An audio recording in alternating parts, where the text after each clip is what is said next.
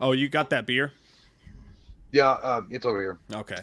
Yeah, I couldn't find it, man. I got some Red Stripe though. I've never tried it before, so we can at least do No, two different kinds. You know what I'm saying? I'm Can not you? looking forward to that hazelnut at all. Some dude named Hazel's nut. I Oh don't like shit. it. I don't want it. It says 0 viewers, so I don't know. Maybe it's just waiting for 8 o'clock to hit before it actually Well, there were goes live. seven. There were 7 people in there waiting, but that was it. Oh I don't man, know. if we're lucky, we might get to 10. Hey, we're That's all I streaming. hope. What's up, Jonathan? Action 6. Durant Cinema, Vanessa Moreno, Robert Kelly, Lucid Batman, Tomo Igato, Joshua Ayers, Jonathan Nichols again, and JT Customs. Some of you guys fucking show up for like almost all these, and we really, really appreciate it. You guys are rad as hell. Skills Shatner's here too. The Oh atheist yeah, dummy. still. And a lot of just sexy people who smell nice. I like the way that you smell. Music makes the people come together. Is that Madonna? Yeah, I think but that's like she was hot in that video, dude. If that's the one I'm thinking of. Or that's the DJ song. I think that's the same song. Oh. I don't know. I don't know. I'm just go fuck myself then. Hello guys, hi guys, how you doing guys? God, what's up? It's hottie overloaded in here. Why do you keep looking at me? I got a dick on my face? Oh, it's just because I'm Maybe that big okay. booger. Oh! That's the worst thing ever. You're like, oh shit, do that? Oh shit, man. Oh man, we got a fun show tonight, guys. Got a fun show. We thought there was going to be a lot more news today, so I thought we were just going to do a news stream, but it didn't turn out that way. So we've got our top 5 movies of 2020, which is the short list. Yeah. Boy, I bet you guys are gonna hate us for it. Holy fuck! Because I struggled to make it, not because I was like, oh my god, there's so many. It's like because I don't know a fucking one of them that was good, really, like that would like validate a top 5 list. But I did my best. I did my best. Yeah, it was hard, man. And like I said, it's a weird top 5. Normally, it would be a lot different. But hey, it's 2020. What are you gonna do with your life? Yep. Make live streams that no one cares about, except for you guys. Thank you. Yeah, we got a nice taste test for Jay. What's that shit called? Fucking hazelnut. It sounds like that shit was made by Harry Potter at the goddamn Wimwart's museum. It's like, try some hazelnut butterbeer. That shit, dude. I couldn't find it, so I'm actually doing a different taste test. I got Red Stripe. Never had it before, so I thought it'd be fun to try that since I couldn't. You're a real wizard now, Harry. You've had Red Stripe, haven't you? No, maybe I might. If I see the bottle, I might remember it. Remember those commercials where the guy was like, Red Stripe, full beer. You remember those? It's like the reason I got it, that I wanted to get it in all honesty, is because in those short bottles like Johnny Lawrence drinks in Cobra Kai, even though his are Coors. Oh yeah, dude. Yeah, dude. That's when I watched that show. That's literally what I wanted to drink. Was the banquet beer. Yeah, that shit's gross though, dude. I don't know how he drinks that. And the most unrealistic part of Cobra Kai, by the way, is that restaurants have Coors Banquet in the bottles. I bet you can't find a single restaurant that has Coors Banquet in the bottles, unless it's like one of those World of Beer places with like 1,000. Well, if you find a restaurant that's serving you fucking banquet Coors, you're in the wrong part of town, there, Sonny Jim. That's true. They're gonna rape you and steal all your money. It's just a fact. It's gonna happen. Tyler Rumfeld, thanks, buddy. First super chat of the night. Appreciate that. He says, I said, God damn. Love you guys. Love you too, man. Love you too. God damn. Tito says, Red Stripe is good, bro. What's everybody in the chat drinking tonight? Right. While I wait for people to trickle in here. Trickle. In porn, it's very different. Come on inside and say hello. It reminds me of that Nicolas Cage curse words thing. He's like, oh, my friends, we are so close now. Did you see that trailer for that? What? The Nicolas Cage swear words show? Mm. Oh, my God, dude. It's so funny. I got to send you the video. It's hilarious. It made me laugh my titties off. I have not watched it. Joshua Ayer says, if you don't like Red Stripe, you might be a communist, Mike. You're a communist. You give him the easy ones. Bunch of commie assholes around here. It's like, you never had Red Stripe? Damn. Mother Russia laughs at your tears and spits in your vodka. How's the volume going, guys? Are we on equal pages? Does it sound okay? Should I stroke it a little more? What the fuck was that? Gotta cut the. That's my phone. It dinged. Oh. Grandma. You were touching the microphone. I was like, holy shit, it's gonna explode. I was like, hot pockets. Your hot pockets is done. Pockets. It also, yeah, it's like a microwave thing that went off. That made me laugh too in Cobra Kai. She's like, "You want to come over for supper?" He's like, "No, I'm good. I got some hot pockets." Dude, I was watching these, like, I don't know what it was called, like Dumb Criminals or something. That got busted. This guy broke into a bank because he said he wanted to use their microwave to warm up this hot pocket. And he was getting arrested, and this dude, he was like, "It's like, you really breaking that bank for a hot pocket?" He was like, "Hell yeah!" He's like, "You hot pocket." Hot pocket. He was like legit going to jail, and he was like telling the reporters there. He's like, hot pocket. That's just his excuse. Whenever I would do I something know, but dumb, I would always think of a dumbass excuse first. But if you're going down, fucking have fun with it. Yeah, like you're going to jail. Say some dumb shit. Skilliam Shatner says, "Alphas drink banquet, bro." Oh shit. Alphas. Tomo, we got this drinking apple cider. Hey, he's that guy. He's like the guy in Chronicle, the apex predator, and he crushes the cart. The apex predator. Jonathan Nichols is on that Mountain Dew Extreme. Gigglebush. What was the guy's name? Is it Dehan, the guy that played in? Yeah, Dave Dehan. You know, he would be a really good Harry Osborn. He was Harry Osborn. No, I mean like with the new Marvel, the MC. Is he Harry Osborn? Yeah, dude. Yeah. No, he was in the Amazing Spider. No, Dane DeHaan was Harry Osborn with Andrew Garfield. Yeah. Yeah. Was he? I'm pretty sure. Oh, then that was a really smart casting choice. You're really stretched on that one. I could be wrong about that, but I'm pretty fucking sure. I think you might be right. I don't know. I can't remember Andrew Garfield's Amazing Spider-Man that well, except for that shitty makeup Electro had. I'm pretty fucking sure he is, dude. Action says, "Look at Mike handle that microphone like it's my bitch." Smack my bitch up. JD, thank you so much for the super chat. Appreciate it. Says, "Hey guys, drinking a Jack and Coke with a side of Giggle Bush as usual. Love you, sexy sons of biscuits. By the way, Red Stripe is good." Thank you, JD. And sounds like you're gonna have a good time tonight. He's gonna have a little bit of Jack and Coke, a little bit of Giggle Bush, even himself out until he feels just right, until he passes the fuck out and wakes up hungover tomorrow. It's gonna be a nice night for JD. And then, of course, when you spot that leftover lasagna in your refrigerator after you've had that Giggle Bush, you look like, that's like that meme. That's my favorite meme of all time. Oh, that's fucking hilarious, dude. Let's see. Oh, Thor must have been behind me. I don't know where he was. Giggle Bush and gin and juice. Holy shit. You know it's going to be a hell of a night. He's going to switch from listening to The Doors to B-I-G-B-O-B-B. He's going to listen to some B-I-G, some gin and juice, and he's got The Doors on lock. What's up, Ken? Says this stream's going to be a blasty blast. You're a fucking blasty blast. Whore. I mean that in a good way. Ash Williams says, just comes in like, it's just like out of nowhere. It has nothing to do with anything. And Ash Williams is like, Karen dies and Halloween kills. What? How do you know that? How do you know that? It's a lie. I've seen it going around. How do you know that? I feel like Loki and Thor are like, tell me. Oh shit. All right, let's get into the news here. We got over 100 people, so we're really, we're live now. We're kicking. So the first piece of news we're going to talk about is pretty fun. If you guys didn't get a chance to see the video we did today, the parody of it, then you'll see it when we take our first break tonight, because I got it lit up and ready to go in the fucking We did box. A video? I thought we just had a disagreement that was caught on camera. That's just how Jay and I talk to each other. Actually, somebody leaked that shit. It bothered me not to respond at all. I couldn't respond because it was, Michael doesn't talk. Yeah. Too bad Rob Zombie didn't direct it. Then he would have had a lot to say. And I would have had. No, if Rob Zombie had directed, there'd be some kind of raping going on in the background. We just can't have that on the channel. Action 6 says Mike's going tactical tonight. I gotta go rob some shit after this, bro. Bro, I said, bro. It's okay. It's fine. Bruh. Yeah. All right. Yeah. All right. So Tom Cruise. I don't know if you guys saw this. I'm pretty sure most people have, because I saw it late last night in my bunk. I was just sitting around playing some Madden and it came up and I watched it, dude. I laughed my fucking ass off. And at first I was kind of worried because I love Tom Cruise. Like, I love Tom Cruise. I know he's a fucking psycho Scientologist and all that dumb shit. But as an actor, as a movie star, I just fucking, he was one of my favorites as a kid and he's one of my favorites now. He goes all out for what he does.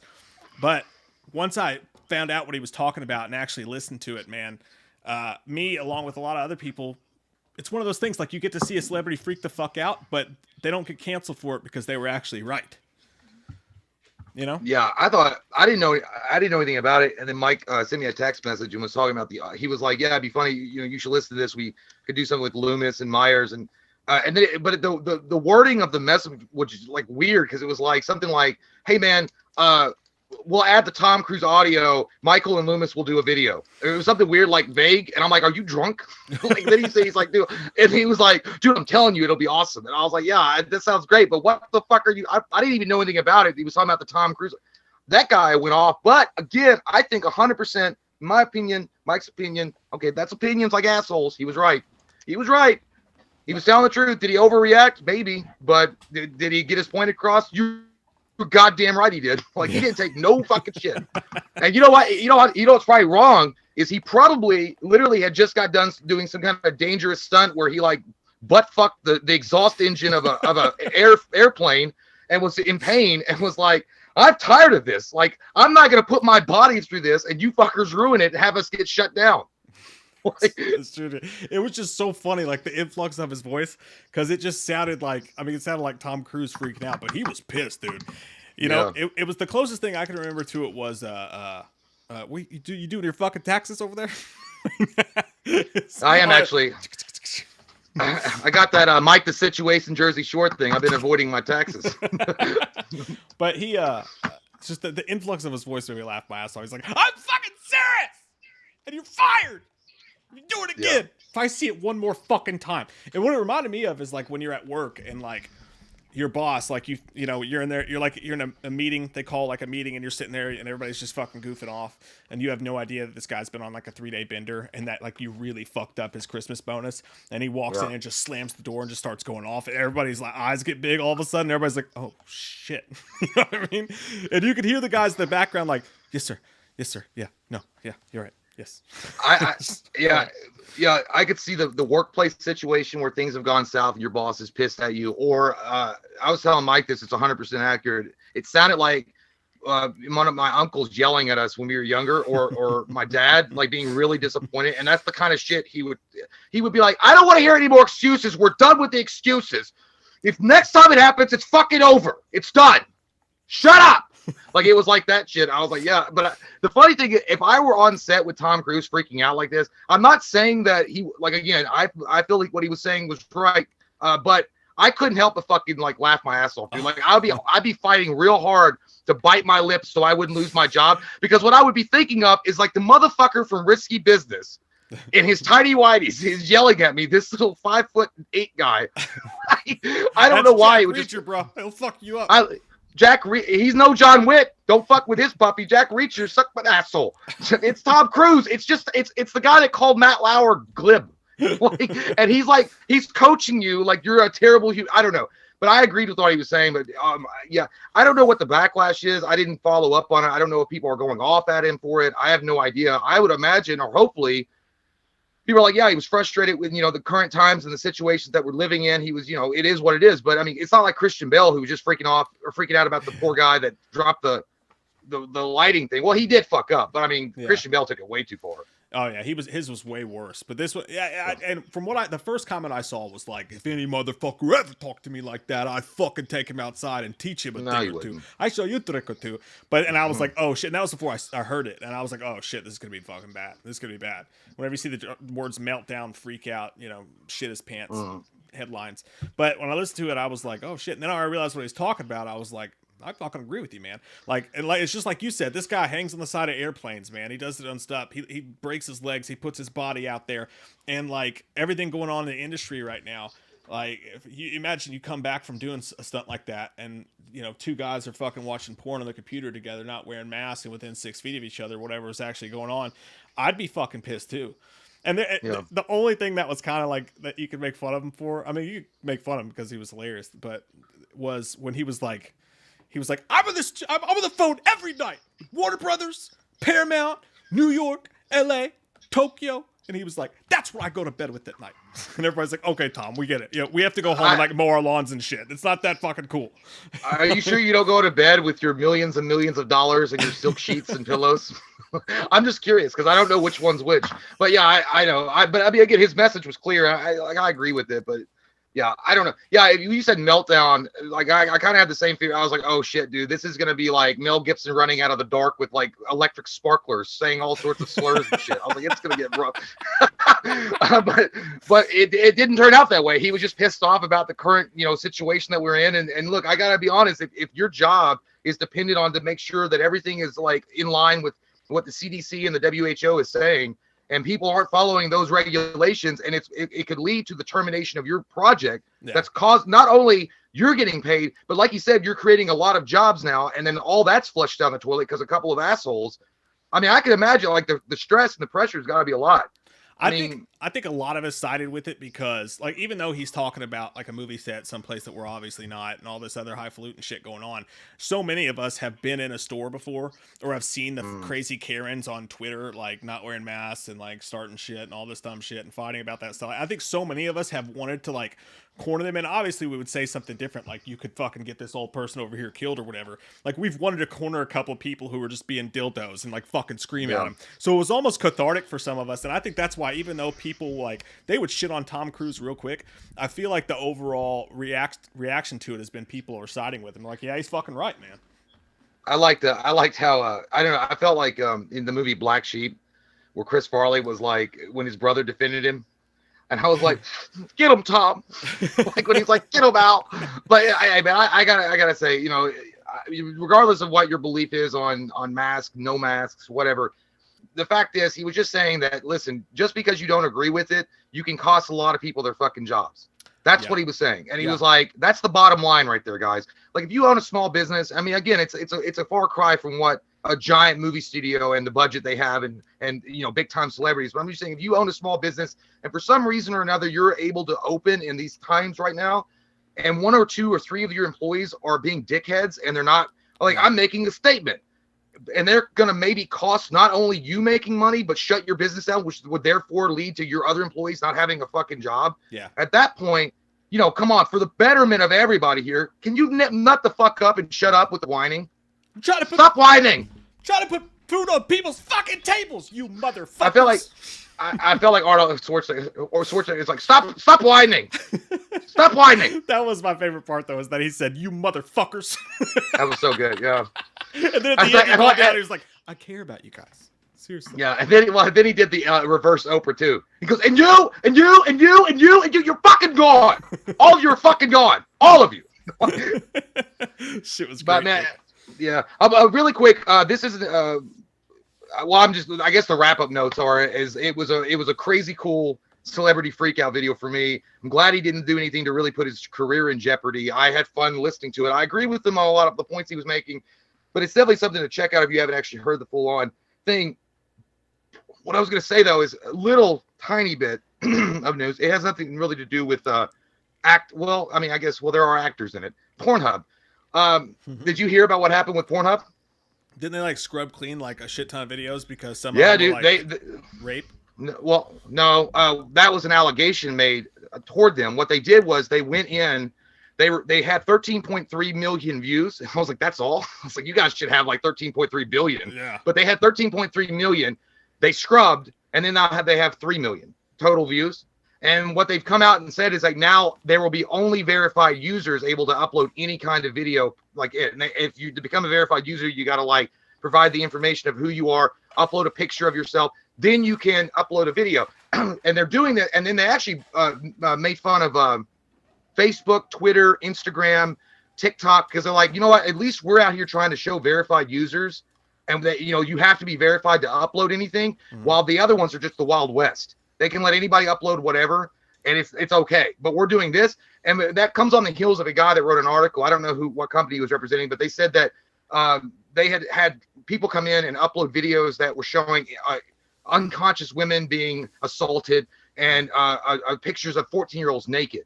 And then Pornhub came out and said that never happened. That was falsely a lie. That they never had any of that, but that they took steps to make sure that would never happen. And they did all this stuff. And I just think it's funny. It's the signs of the time, man. In 2020, the guy with anal beads and a big dong over there in Canada is doing more for to make sure that shit doesn't happen than fucking like goddamn Zuckerberg for Facebook. Yeah. It's a weird time. It's a weird situation. Yeah, man. Don't judge somebody by what they do for a living. unless. Yeah, and I'm just saying, I know, people have their thing about Pornhub or whatever. It's porn. God. But I'm just saying, like, they're not lying. I mean, they did. They're actually out there on the front lines trying to make it safer for people not to, if they want to do that for their extracurricular time to, play with their seaweed dragon, they don't have to worry about coming across like a fucking like kid or something on their platform. Good for them. And that's more. And again, that's more to say than what does TikTok do? I mean, TikTok has no regulations. I mean, Facebook. Let's hear it for Pornhub. Let's hear it for the give good them a people hand. of the world. Yeah. Good job, guys. Keeping the streets clean. Golf clap.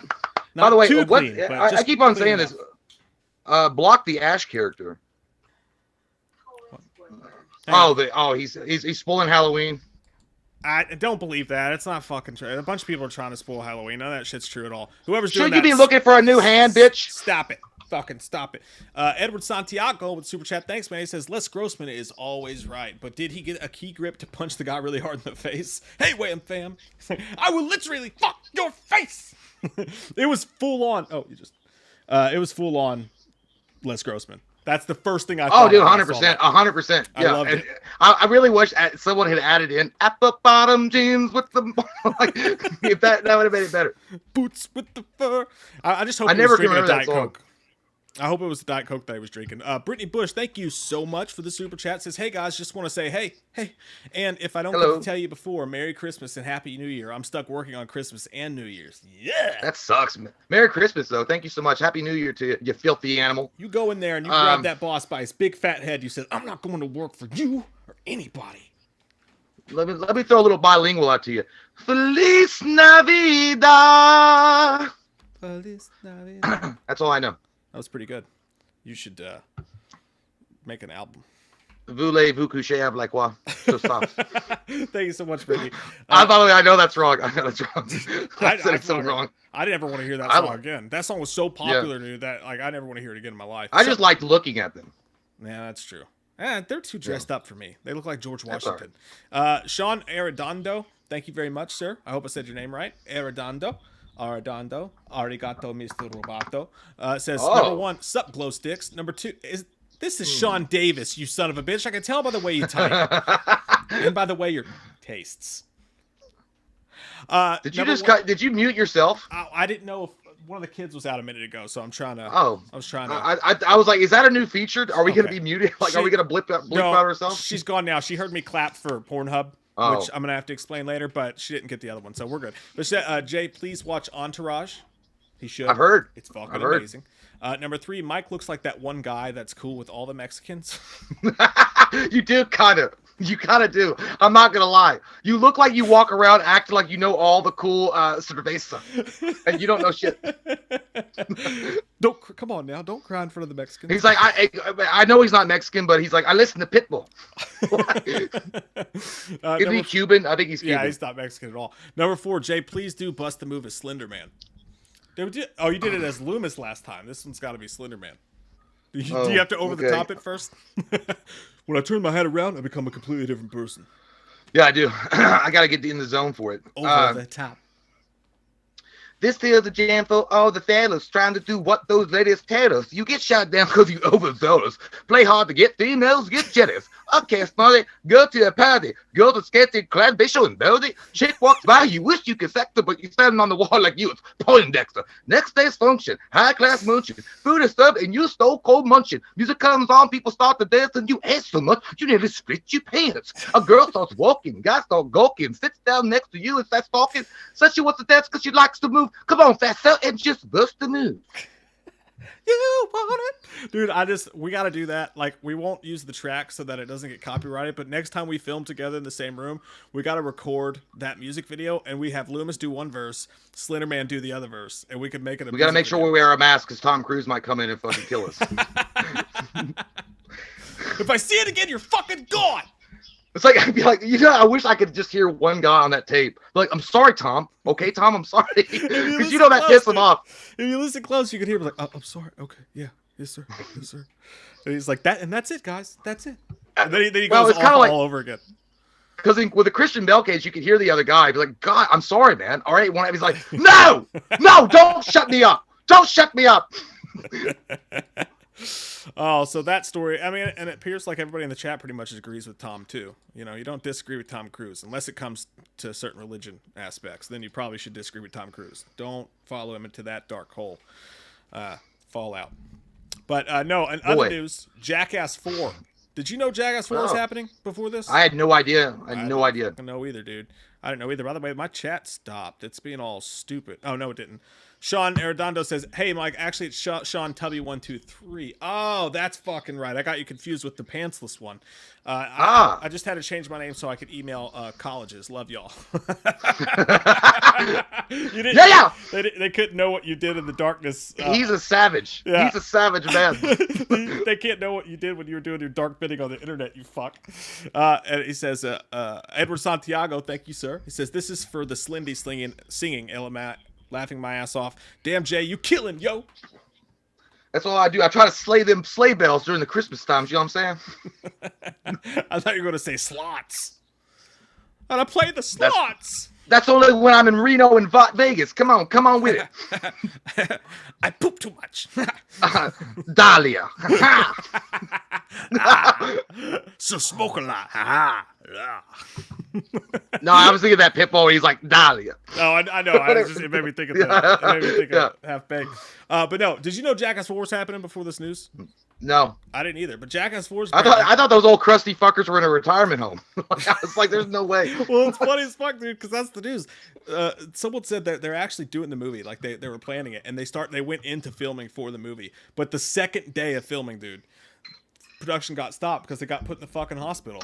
And you know why? Because they turned the treadmill on as fast as it would go, and then they jumped on it. But they did so while holding tubas, and they fucking got hurt. And they got put in the both Johnny Knoxville and one of the other dudes got put in the hospital. Did their life alert necklaces go off? No, I'm kidding. I love Knoxville and Steve. I was like, yo, dude, I fell off a fast moving treadmill, dude. Why did you throw that tuba at me? Damn, dude. I like them all. But the weird thing is, I thought, because I read the article that you sent me as far as like the news that was concerning Jackass 4, I thought that there was a pretty strong indication from Steve-O that there was no way they were going to ever do a Jackass 4 just because their bodies had enough. But I guess, money talks and bullshit walks. So they were like, yep, we got to have some money because they're not making any movies really anymore. Yeah. But I don't know. I'd watch the shit out of it. I hope they do it. I want to see it. I'm going to still watch it. I love Johnny. The only thing I don't want to watch that one dude take a shit in like a playhouse again. Oh yeah, the poop stuff is gross. That was the grossest fucking thing I've ever seen. Because I was invested in that movie, dude. And then it zoomed in, and I saw a literal human turd come down from the sky and like just float. I was like, is that shit? When it pulled back and the guy was taking a dump. If I wanted to see that, dude, I would just go watch Thor poop in the cold. You know, like, and the toy car up the butt was too much for me too. I'm like, dude, the fact that I know that a toy car is in your orifice, orca. Yeah. Well, I didn't even mind the toy. It's just the fact I literally saw human shit up close. Like it was human poop. Yeah, it was super gross. I mean, that's not even funny, dude. That's just fucking gross. You're nasty. Yeah, but I guess that was the point. I don't know. I'm excited for it. I guess I wonder if it'll be released in theaters or if it's going to be on demand. I don't know. If they're just gonna jump even the theaters and just go straight to only on demand. They may have just figured, fuck it. Like after that, we can't do this shit. I do wonder if we'll ever actually get a Jackass 4. Which if they did, I'd be all down for it. I think it ups the ante a little bit now that they are so old. You know what I mean? It's I think that makes it a little bit more interesting. But someone said Michael Wolbert said Bam needed the money, which makes sense. I do know he's been having some problems. Yeah, I mean Steve-O and Johnny Knoxville are super successful dudes. I mean, Steve-O's got I think Steve-O's got his own, like he's doing pretty good. I think he's on his own podcast now and he's doing some stand-up comedy. So I mean he's fine. By the way, someone did say rip Ryan Dunn. Yeah, it sucks. Ryan Dunn won't be a part of it because unfortunately he did die. That sucks. But it'll be cool to see them all together. And of course Wee Man died. I think didn't Wee Man die?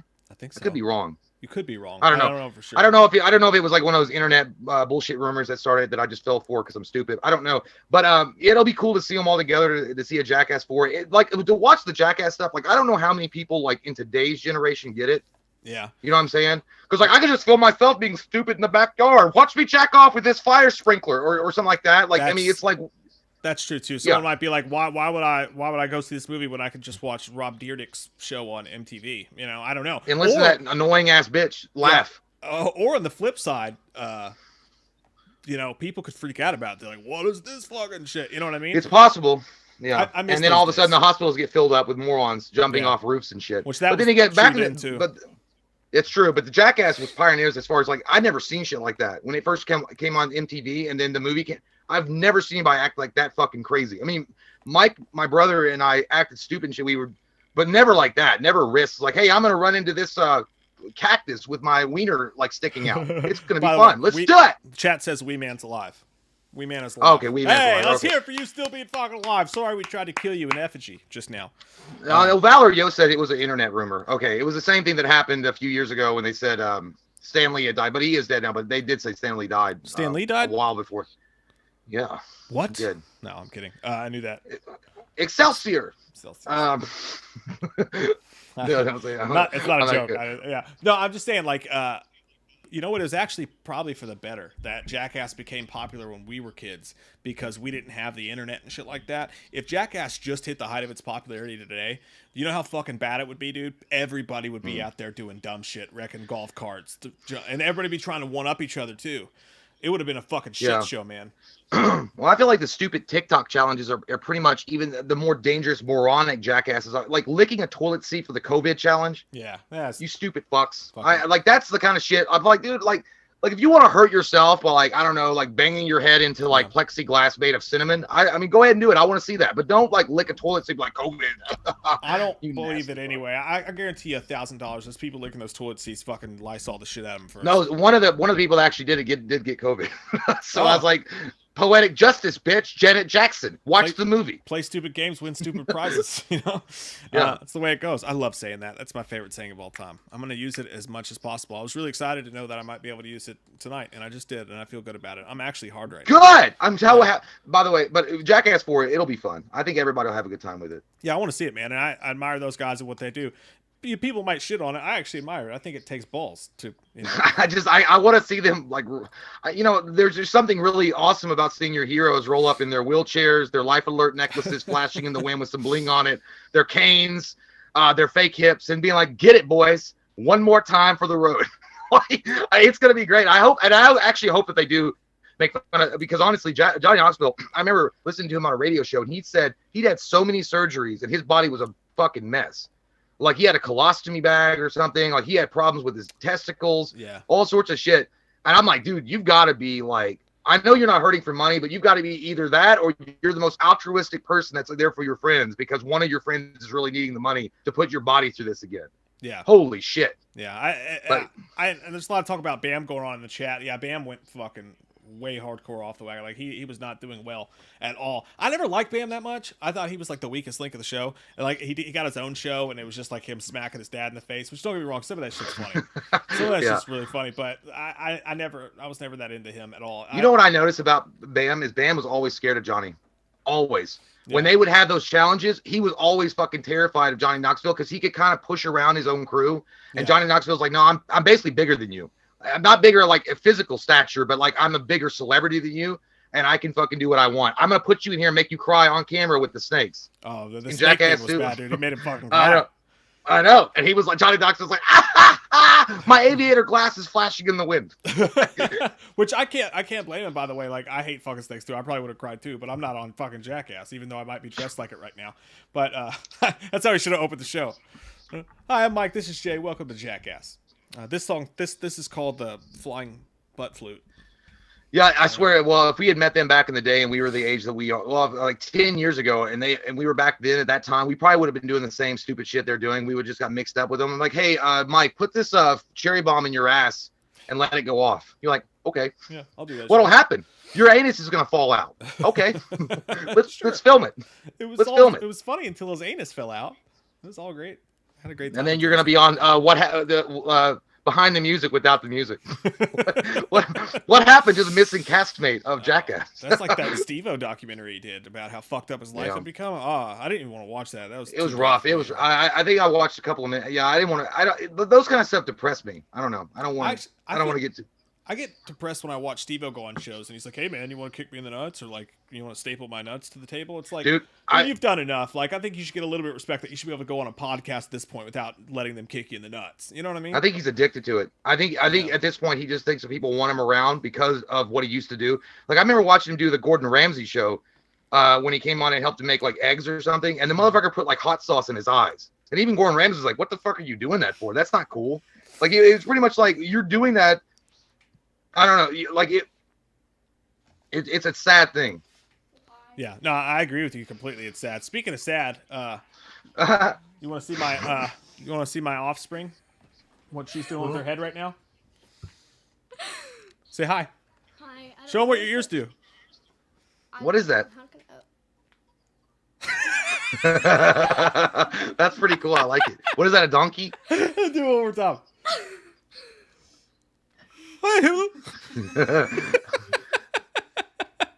Hey, I like get in there one more time. When someone says something about Halloween Kills. What? Wait. When someone says something about Halloween Kills. Oh, what's wrong with it? Oh, there it goes. I'll hit you with it. That's what's wrong with it. Good night, child. Good night, poor child. It's yeah, I only was gonna 8:30. say It's not that's your actually bedtime. that. Sorry, what? Nothing. I was gonna say that was actually more of the Tom Cruise crew when he was going off at them, their ears would flop up. But yeah, anyway, I think like Steve-O is really I'm glad that he's still around, and I actually am surprised that he's still alive based on every fucking drug he's put in his body and what he's done to himself. But it is depressing to see that he can't even go on a regular talk show without putting like literally Frank's hot sauce in his eyes and be like, I can keep it open as long as I can, and even fucking Gordon Ramsay being like, why are you doing that, man? Like, I mean, like, you're funny and you're here because you're, whatever. And you're literally putting fucking hot sauce in your eyeballs. Yeah. DG said, David Gordon Green's here. He says he needs the rush since he's sober now, which that I kind of get. But it would be, I guarantee you, dude, if you fucking asked him, if he's being truthful, he'd be like, I wish someone would bring me on their show one time and just like, talk to me about my mindset or how I became successful and all that stuff like that, instead of using me as a fucking gimmick. I feel bad. Maybe he needs to drink some G Fuel and calm down. Yeah. Like, just drink some G Fuel. You don't need all the fucking high energy, like, let me set my butthole on fire because I need the excitement in my life. Yeah. Or go back to drugs. Whatever you want. Well, actually, I can't say I don't feel bad for him. He's fucking rich as shit. He's successful. I don't feel bad for him. And I just mean in that tiny aspect of his life, I feel bad for him. But enough with the deep deconstruction of Steve-O. Jackass 4 might be coming out, everybody. All right, the last piece of news we'll talk about before we'll take a break, and then we'll get into our top 5 movies of 2020. Is the Wrong Turn reboot trailer came out today. I think Mike White's Good here. Shit. He's in that fucking thing. Mike White, how much Jigobus and acid have you done before you come in? How much? Tell the class, and have you brought enough to share? Have you brought enough to share? That's that's the thing. Imagine taking acid and going on the set of Wrong Turn with all those masks and shit. To. Oh, yeah, and then all of a sudden we're going to be on not only TMZ, but CNN, Fox News, MSNBC about the fucking mass murder of a film production crew because we were on acid and killed everybody. It's a bad day. I would not want to do that at all. Mike, you should have done it just so you could tell us the story from jail. Yeah, that's all. He would. He'd be like fucking the guy from, I was going to say the Lion King, Tiger King. Maybe Trump would have given you a pardon before he leaves office. He pardoned everybody before he gets out. He's like Oprah. I pardoned myself. Wait, I can't do that? Fuck you. No, the trailer came out for the new Wrong Turn today, and it actually looks really, really good. Like, I know, like, we did the Manverse movie, and we swore on our graves that we would never watch another fucking Wrong Turn film again. But it's directed by Mike P. Nelson, who directed The Domestics, which we reviewed along with some Taco Bell Mexi fries, which were delicious, by the way. Very good. And The Domestics is a really good movie. And then you got Matthew Modine in the movie. You got Damian Mathieu in the movie from Strangers Pray at Night, from Haunt. Mike White has a little role in the movie, which is dope as shit. And then the trailer, it's all like one of those things. It's like, I got to see the trailer. Like, once I see the trailer, I'll know if this is actually more of the same or if it's something good. Now, it's a reboot. It was going to be titled Wrong Turn: The Foundation. I think The Foundation. And now it's just Wrong Turn because that's the cool thing, right? Is to drop the sequel title. But trailer looked good, man. Did you like it? I did, actually. I didn't mind it at all. Like, Listen, I developed 3 ulcers when we did that Man versus movie for Wrong Turn. I had 3 ulcers, and I'm still recovering in a lot of ways mentally. But and I, I'll just be flat honest. I didn't expect much watching. I was like, well, it's going to be whatever. It actually was put together really well, and I hope the movie is going to be just as good as the trailer seems to be, because it looks like it's going to be a lot more suspense thriller, and the acting looks pretty good, and the action scenes look good. I'm glad they're taking a few steps back. So, and they're going to do, it's not a reboot or a soft reboot or whatever they're doing. Damian Mafia is a great bad guy. I think they couldn't go wrong with him. Yeah, it looked good. The trailer looked good. Yeah, which for a Wrong Turn movie in 2021 to say that the trailer looked good, and like when you look at the YouTube comments, people aren't just shitting on it. Some people are giving the, oh my God, can Hollywood please come up with some new ideas? And it's like, guys, we're way past that. Like, you can't complain about that anymore. That was fucking 10 years ago that shit fucking sailed. But the comments are all like, wow, this actually looks pretty good. I might fucking check this out. I might fucking watch this. So that happens.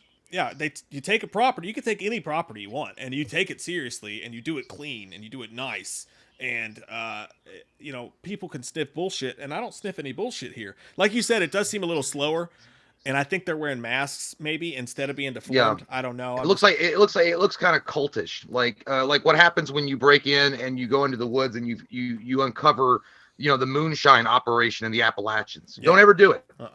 Kind of like that, but it kind of feels like that. Yeah, I was born in West Virginia. I could tell you all about it. I probably should have been in this movie. I probably have family members in this fucking movie or the documentary. You probably do. That it was. Yeah, you should talk to them. Yeah, invite them over for Christmas. Man. Ask them if they can bring their own turkey.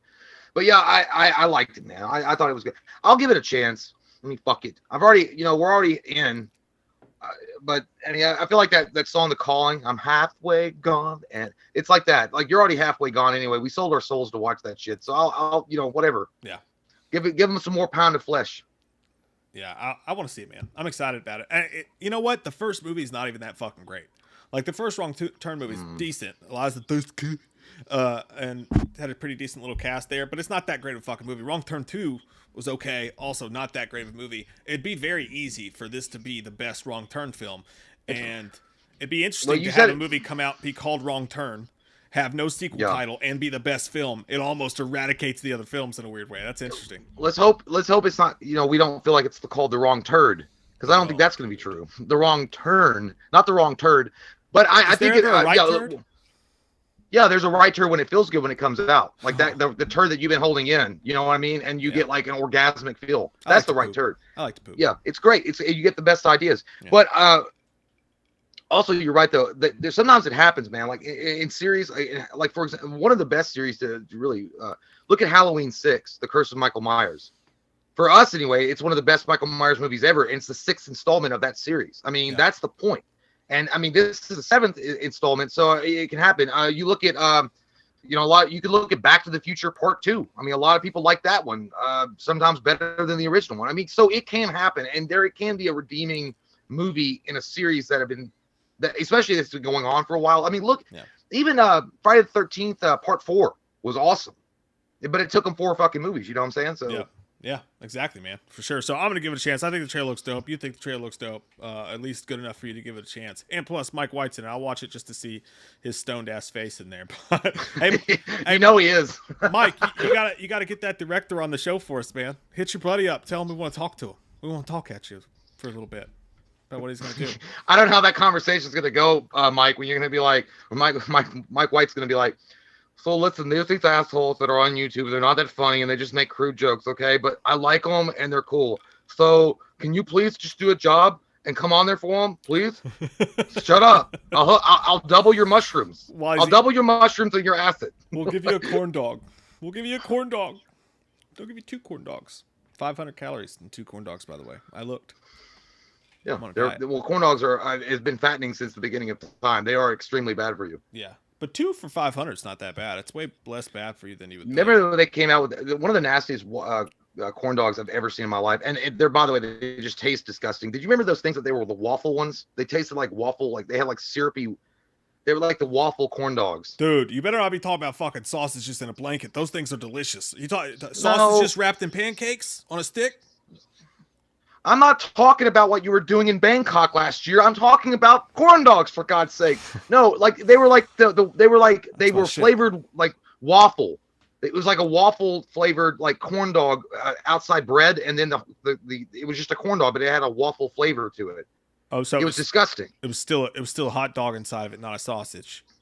No, it was a corn dog with that's a waffle fucking flavor. Disgusting. I don't know why someone would I know. do something That's like what that. that's what I said. I mean, you just freaked out. I'm saying it was a corn dog with waffle. Oh, it's disgusting. It was basically a waffle. Yeah. Did you not remember that? No, I don't remember that. That came out. I remember Mom bought those when we were younger, and like I heated them up, and then I bit into the middle of it. And it was like fucking cold. So you got that waffle syrupy taste with like ice, like an ice thing in the middle. Oh, that's the worst when they're cold in the middle, dude. Yeah. Hot Pockets did that to you too. They'd be cold in the middle sometimes. Bagel bites are the worst. The edges of bagel bite be fucking hot as shit. The inside be a block of shitty ice. Yeah, you gotta be. The microwave can be deceptive, dude. It's like Shang Tsung. You don't know. It can steal your soul. It can steal your soul. No, the microwave's it like really can. A woman you meet in West Texas. You just don't. You can't trust them. You know. I don't know what West Texas does. X Chin says. What he said? He's like corn dogs with K. Corn dogs. Corn dogs. Yeah, Jonathan Brandon sings when you bite into one. I'm surprised you don't know that. Oh, shut down. Let me. Is that his name? I don't know. That is not his name. Who? Lead singer of Korn? No, Jonathan Davis. I said Brandis. Fuck me. I was off by 2 letters in the alphabet. For fuck's sake. Okay. Did you like corn dogs as a child? Yeah. I mean, I don't you like. I didn't corn dog ask son for of a them. bitch. You didn't you? I didn't ask for them like constantly, but they were all right. I fucking hated them, dude. I know they were fucking gross as shit. But as an adult, I like corn dogs. Also, you know what?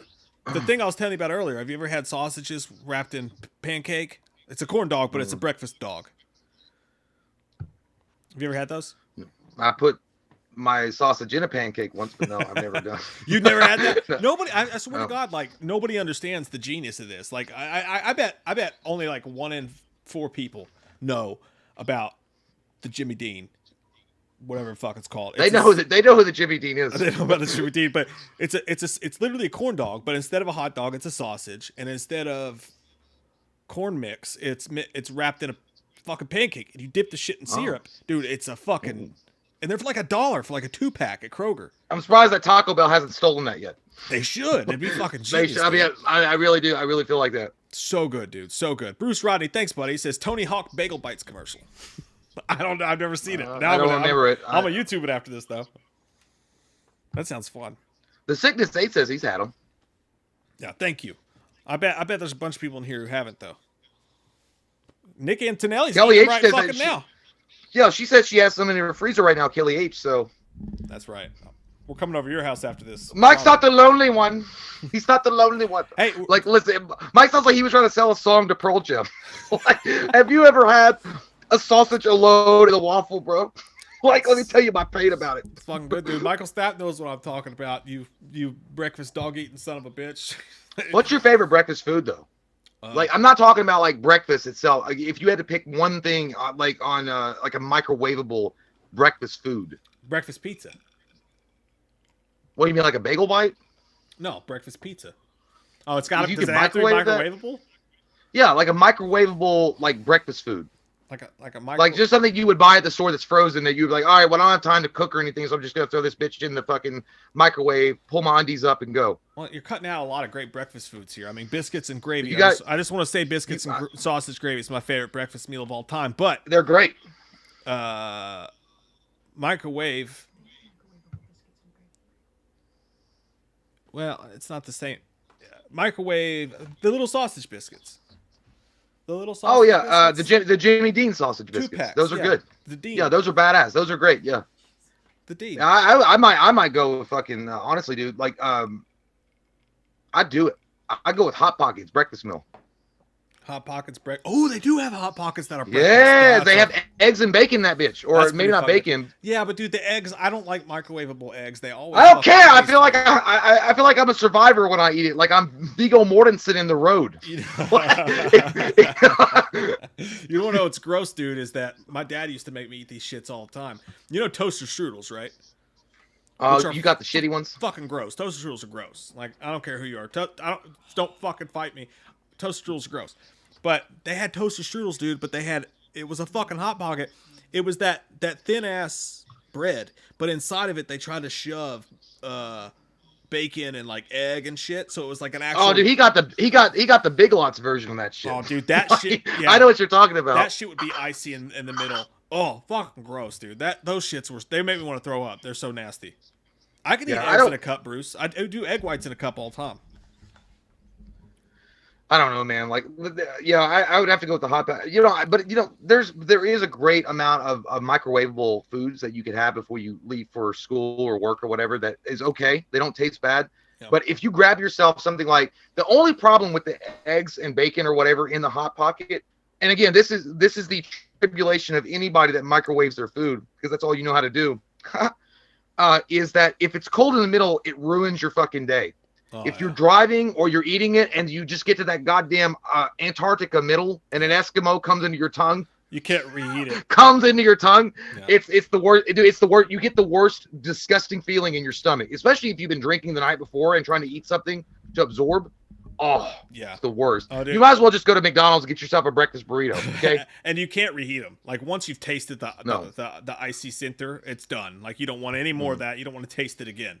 You know what I mean? It's like getting drunk off tequila and throwing up and then drinking it for breakfast. It's nasty. It's gross. It's disgusting. But cereal is good too, though. Cereal is good. A lot of Pop-Tart talk in the chat. Let me ask you this: do you eat your Pop-Tarts raw? Do you microwave your Pop-Tarts, or do you toast your Pop-Tarts? I like to go both ways, Mike. I can go both ways on a Pop-Tart. Yeah, and I'll put it in my ass. No, I like to go both ways. Break it down. Oh.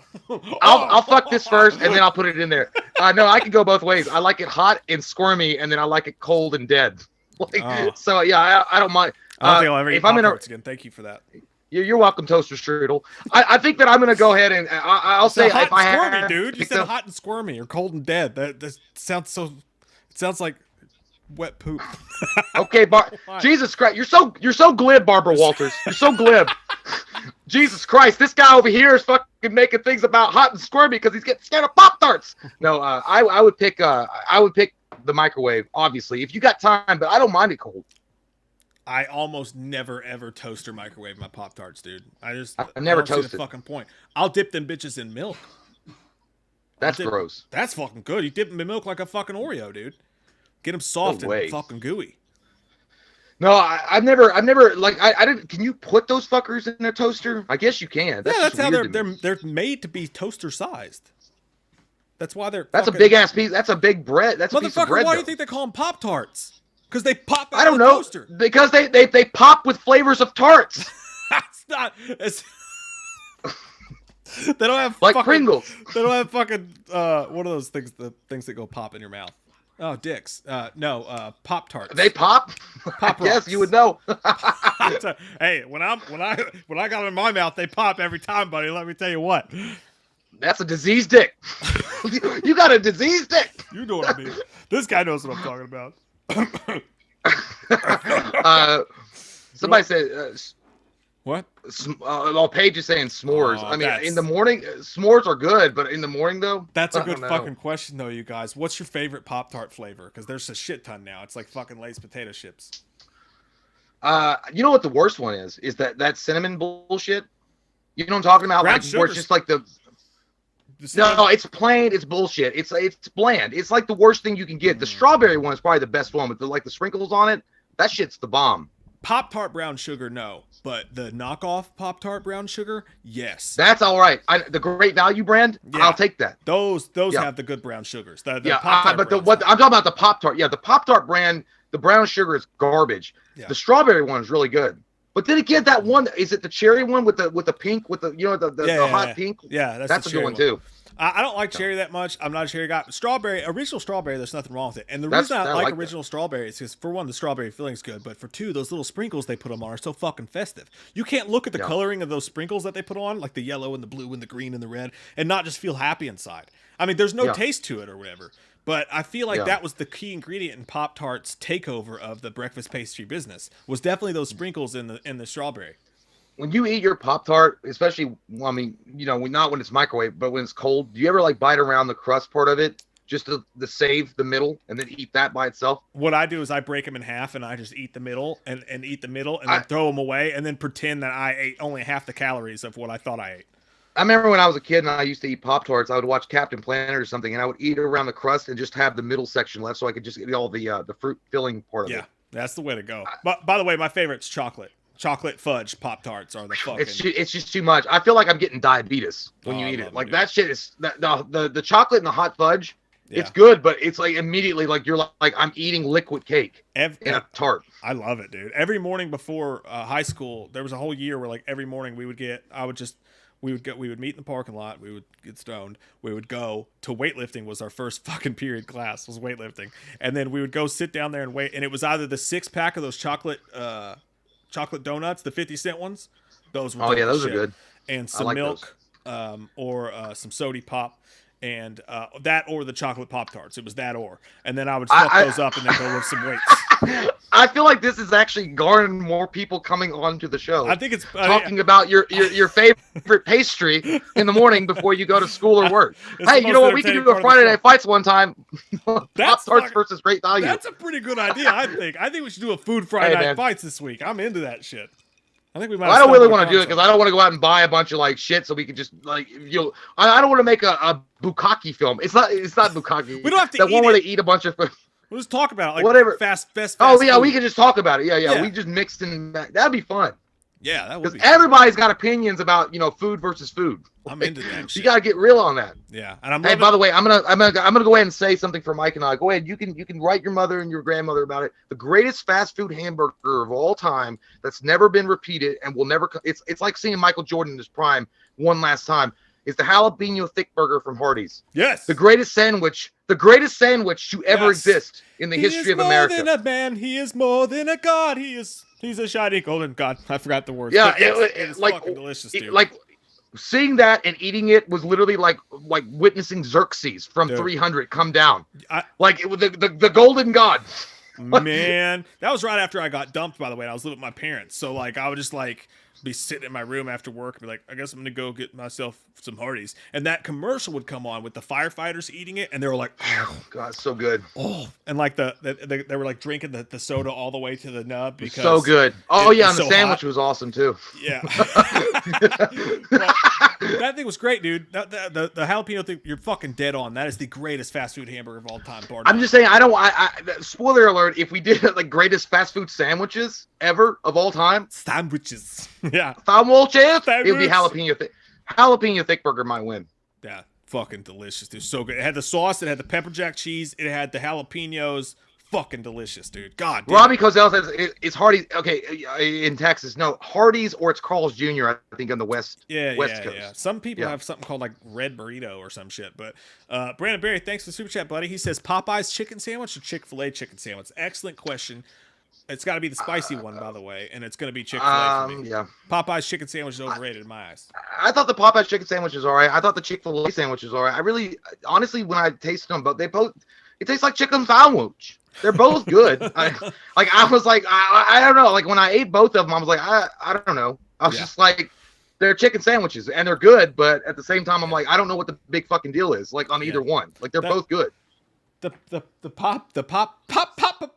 Hey girl, you hungry? Fuck you. No, yeah. I don't do it. I thought you go to the dark place, Peter Pan. I would not do such things. The darkness. It's too filet or it's too Friday tasting. The Popeyes one for me, definitely. No. I've never even had an original. Well, I have, but it's the spice. It's got to be the spicy sandwich from Chick-fil-A, but Wendy's spicy chicken sandwich is under fucking rated. They are There's not good enough flavor. Underrated, 100%. That tomato, that mayonnaise. Yeah. And Popeyes, you gotta wait forever to fucking get your sandwich. Yeah, that's why that cuts down the enjoyment. Yeah, absolutely. And everyone's always like fucking like piled around the building for that place right now. Edward Santiago, thank you, dude. I can't believe I fucking forgot about this. You remember Kyle, right? Kyle used to work at Popeyes when it first came to Winchester, right? He used to work there, and he would. You go in there to eat, and he'd be putting the biscuits on the tray, and he put them in there, and go hot buttermilk biscuits, hot buttermilk. You're talking about Kyle, right? Yeah, dude. Like, listen, we know this guy. We went to high school with him. He's a good guy, I guess. I don't know. I haven't talked to him in a long time, but the one thing that sticks, like the guy had a superpower. He could literally suck farts in his ass Yeah. and explode them out. He could suck wind in through his asshole and explode farts at will. Like it was like a Colossus Magneto thing. Yeah. But I forgot he worked there. By the way, I know I thought that was amazing the first time I saw it.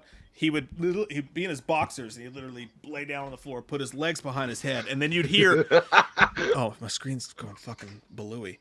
You would hear like a right, and then all of a sudden it was just nasty, yeah. fart at will. And like but I thought that was amazing, dude, until I met this girl who could do it too? She could do it with her vagina, dude. She could That's gross. That's called queefing. It's not the same. She showed us. She wasn't naked or anything, but she showed us. Oh, I saw it. I heard it with my own eyes. I couldn't believe it. It was fucking mind blowing. I don't like that. I feel like Steve Carell in the office is like, no, don't like that. I guess sober I might be like that, but I was shit faced and we all were, so I was more just impressed. I was like, fucking oh my god. I just seen like an invention of some sort. I would need somebody coming out of the fucking darkness with a throw up bag. If you're gonna spew into this, I'm gonna hurl. It was far more homely of a situation than you would imagine it ever being. And oh God, Santiago, thanks, buddy. Oh says, God, we come here for the news, but stay for the breakfast food debates. You're goddamn right. You never know what's gonna happen. You better stay for the queefs. I think because there's a lot of them apparently. Foods that start with the letter Q. Queef. A quick sandwich. Oh shit! All right, let's take a break, take a pee. Come back. We're gonna do our top 5 movies of 2020. We're gonna unbox some shit, and we're gonna try some new beer. Let's get it. Ah! All right. Be back soon. All right, bye guys. Check out this video we made today. Michael. Hey, Michael. What the? Pull that down! Yes! No, don't goddamn cowboy and Indians me! What the fuck are you doing? Where's your mask up? What the fuck is going on? Huh? God damn, we are the gold standard, Michael! You get it? They're back in Hollywood right now, making movies because of us! God damn! Because they believe in what we're doing! I'm on the phone with them every fucking day. The insurance companies, producers. And they're looking at us, fighting to take something away from us to make us stop making movies. We are creating thousands of jobs, you motherfuckers. Thousands. I don't even want to see it again. And if you don't like it, you can get the fuck out. God damn it. If any one of the crew does it, anyone, they're fucking gone. And you, fucking gone. Go to the unemployment line. At Dunkin' Donuts, bitch. That's it. I don't want to hear apologies. I'm done with it. You can tell it to people that are trying to put food on their goddamn tables or losing their homes. That's what I sleep with every night. Cock smoker.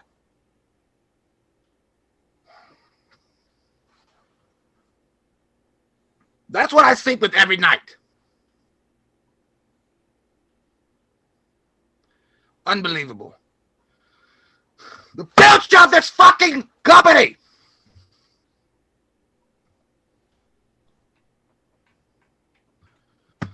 If I see it again, that's it. You're gone. You understand? Do you understand what responsibility you have?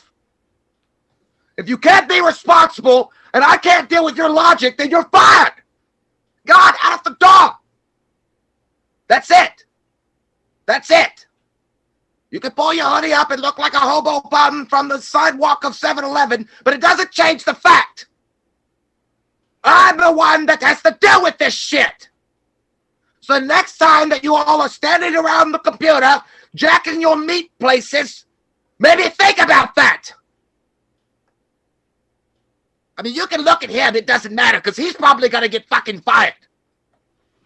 The absolute disregard for safety and for the selfishness that you and the crew displayed, putting everybody else at risk and their jobs, is goddamn mind-boggling. It must be wonderful to have such a silver spoon shoved up your ass so that you don't have to worry about work, while the rest of us have to. And I sleep and wake up every morning wondering, Am I gonna lose my fucking job because Hollywood's in the dirt because of assholes like you? I don't ever want to see it again. Done. Finished. Now go back to your fucking donuts. Get the fuck out of my face. Go. God damn assholes. Go that way, asshole. Yes, just get out of my face. Put on your mask. Unfucking believable. The nerve of these pricks. I'd rather them just breathe in goddamn exhaust fumes from a car and rid us of stupidity. That's it. If it does it again, Jeremy, fire his ass. I don't give a fuck if it's Michael Myers. That better be a crewman on his way to a new job because he just laid Michael's mask down. Did that asshole die? I hope he did. What are you gonna do on October 31st? What are you gonna do on October 31st? Here comes that white-faced fucker, an asshole like no other. He's a big old piece of shit. Wants to stab your sister's tits cause he's a white-faced fucker. Loomis can't recover. Dr. Challenge drunk again, sleeping with your sister's friends. Do you wanna know about the darkness? I said, God damn. God damn you, Michael! I said, God damn. A lot of people don't know the darkness that goes inside their hearts. I said, God damn. God damn you, Michael!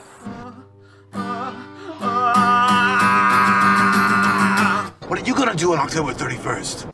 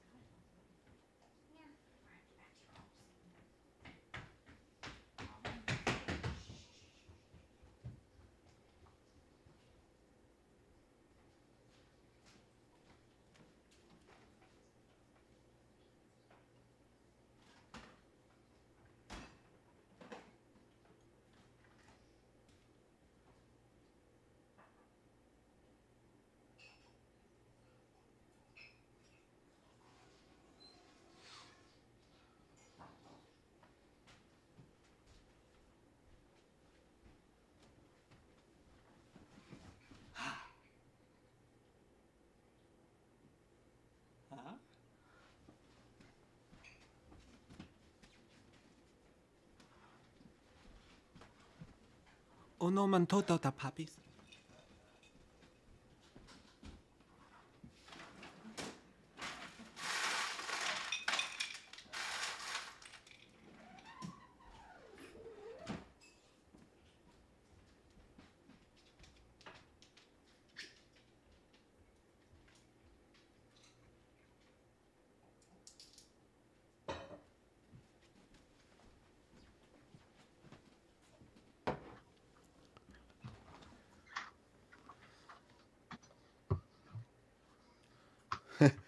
We're on. What? Oh, the video ran out. Fuck me up too, dude. We both know there's no film in this camera. The worst part is I never learned to read. Oh, shit. Oh, man. By the way, I don't know if you guys know this, but Reunited Apart has the Wayne's World reunion on YouTube. You guys can watch that. Pretty good. Saw that. It's not bad. Is it funny? Or is it awkward? Yeah, dude. I swear to God, Dana Carvey, like he does the guard thing. Sounds like nothing's changed. Like dead on. They have Rob Lowe comes on, Ed O'Neill, it comes in. It's fucking awesome. Do you think that they should do a movie, or do you think they should leave it alone? I feel like a Wayne's World 3 would be really funny. I'm not saying that it would be perfect, but I think that Dana Carvey. I feel like Dana Carvey, man. And I don't want to get into this too much, but I feel like Dana Carvey kind of got fucked by Mike Myers a lot. And the reason why I'm saying that is because of the Austin Powers situation, where basically Dana Carvey admitted on a Howard Stern or something that Mike Myers stole his impression of Dr. Evil and used it for his film. I remember you saying and that. Yeah. And the thing is that Dana Carvey said that was his impression of Lorne from Saturday Night Live and the finger thing where he held the finger up and he's like, Dr. Evil. That was all Dana Carvey. Yeah. And I guess he moved on, but you know how Howard Stern was like, egomaniac and kind of a narcissist and brings up bullshit. But he was basically saying like Mike Myers stole it from him. It was like, I did an impression of a guy. So basically Mike Myers stole an impression of an impression. He didn't even do the impression of Lauren. He just stole my impression. And then he's like, the least he could have done is cast Dana Carvey as Dr. Evil. That would have been fucking great. That's true. Instead, he did the Eddie Murphy thing where he was like 7 different characters. Yeah, and I'm sure Dana Carvey's moved on, but I'm just saying, like, I'm sure it hurts him a little bit because they were friends. Yeah, cool of Dana Carvey to move on. By the way, probably could have fucked up his whole career if he wanted to make a big stink about it. You know what I mean? But they were friends. Well, Dana Carvey's really not done it. He didn't do as well as Mike Myers. I mean, Mike Myers blew up. Yeah. Yeah, so Dana Carvey's fucking hilarious though, man. He's a funny. He's great. He's amazingly underrated. Underrated comedian for sure. Vanessa, we missed her super chat. She said, "My breakfast of choice right now is Colombian arepa, eggs, buñuelo, and hot chocolate. Best a Colombian can get. Gillette, the best a Colombian can get. Get it done. That sounds holy good. shit. I don't know what you just said, yo, but I like it. Yeah, I was gonna say it's like that, James, because I don't know what the fuck you just said, kid. But I love you. That shit's good though, man. That shit, like, I wish I want to try that. I'm gonna fucking Google it later. David Nangle the third, thanks, buddy. He says, just want to let you guys know that you're more important than you think. I've been listening religiously every day for over 4 years, and if you guys would just stop, my depression would be way worse. I thought you were gonna say if you guys would just stop, my life would become. Yeah, I was like, yeah, my depression would get better overnight if I didn't have to listen to your goddamn grinding voices ever again. Yeah, that's really sweet of you. Thank you so much. I don't, me and Mike, man, this is a dream come true for us. We're really happy to put on a show for you guys and have a good time and hang out with you guys. Like, it's really not just, it's not like a job for us. It's actually just hanging out with some good friends and drinking some brewskis. Yeah. And talking about weird shit. Yeah. Don't like queefs. No alcohol because you could get addicted. You don't want that. But no, thank you so much, man. And it's just like Jay said, trust me, you guys do far fucking more for us than we do for you guys. This whole thing, show. It's a dream come true. Thank you, brother. Really appreciate that. The kind words. Nick, I miss Dunkaroos too. Me and my big kid, actually, when she was littler, we actually made a video and made Dunkaroos. Like, we made the Dunkaroo frosting. Didn't quite taste like it, but I hear Dunkaroos are making a comeback, so there's that, too. I was never a huge fan of Dunkaroos. I didn't mind them. The frosting. But, I mean, they were always kind of... The frosting was the best, but do you remember those, like, they were like the little cheese packets with the crackers, and you could, like, it came with, like, a little red spoon, and you could, like, they still make smear it on? Yeah. That shit was badass. Like they would sell that motherfucker in like the fat person, the fat person size at Sam's Club. Yeah. And they mom and dad would buy the shit out of those. It'd be like, yeah, because we had a pool back then. You'd swim, you go swimming, and then you get out, you have some of those. Holy shit! And then you go to Blockbuster, greatest night ever. Oh yeah, that's good times. What I would do is I would take like one fucking pretzel stick or one wafer or whatever it was, depending on which time to try, and I would just eat all the cheese in one bite. Easy cheese, dude. Easy cheese is fucking great. Oh man, that was some good shit too. The spray can. Yeah. You ever go? You ever get it down your throat real good? Oh yeah, dude. That's what she said. I know. But I always did that thing with the cheese spread stuff, like, with the little cheese container. I would look around like no one was looking, and then I would stick my tongue in it like I was eating out the best vagina ever. I'd be like, like I would just be in that bitch. I'd fucking clean her out. I feel that. I would use my finger. Yeah. I would use my finger. But I would, I'd look around though first because I didn't want to be shamed, and then be like, oh fuck, dude. Maurice the Beast Feet Logs. Thanks, buddy. Good to see you, man. He says I drink Monster in glass because it looks like whiskey. It does actually. I could see that. Good stuff. I could see that for sure, man. I can't do Monster anymore. The old fucking heart can't take it. I used to drink the shit out of it, but I did they stop making what was it, Red Bull and vodka? Did they stop making those? No, you can still order it at the bar if you want to. Like, they'll serve it to you. Motherfuckers.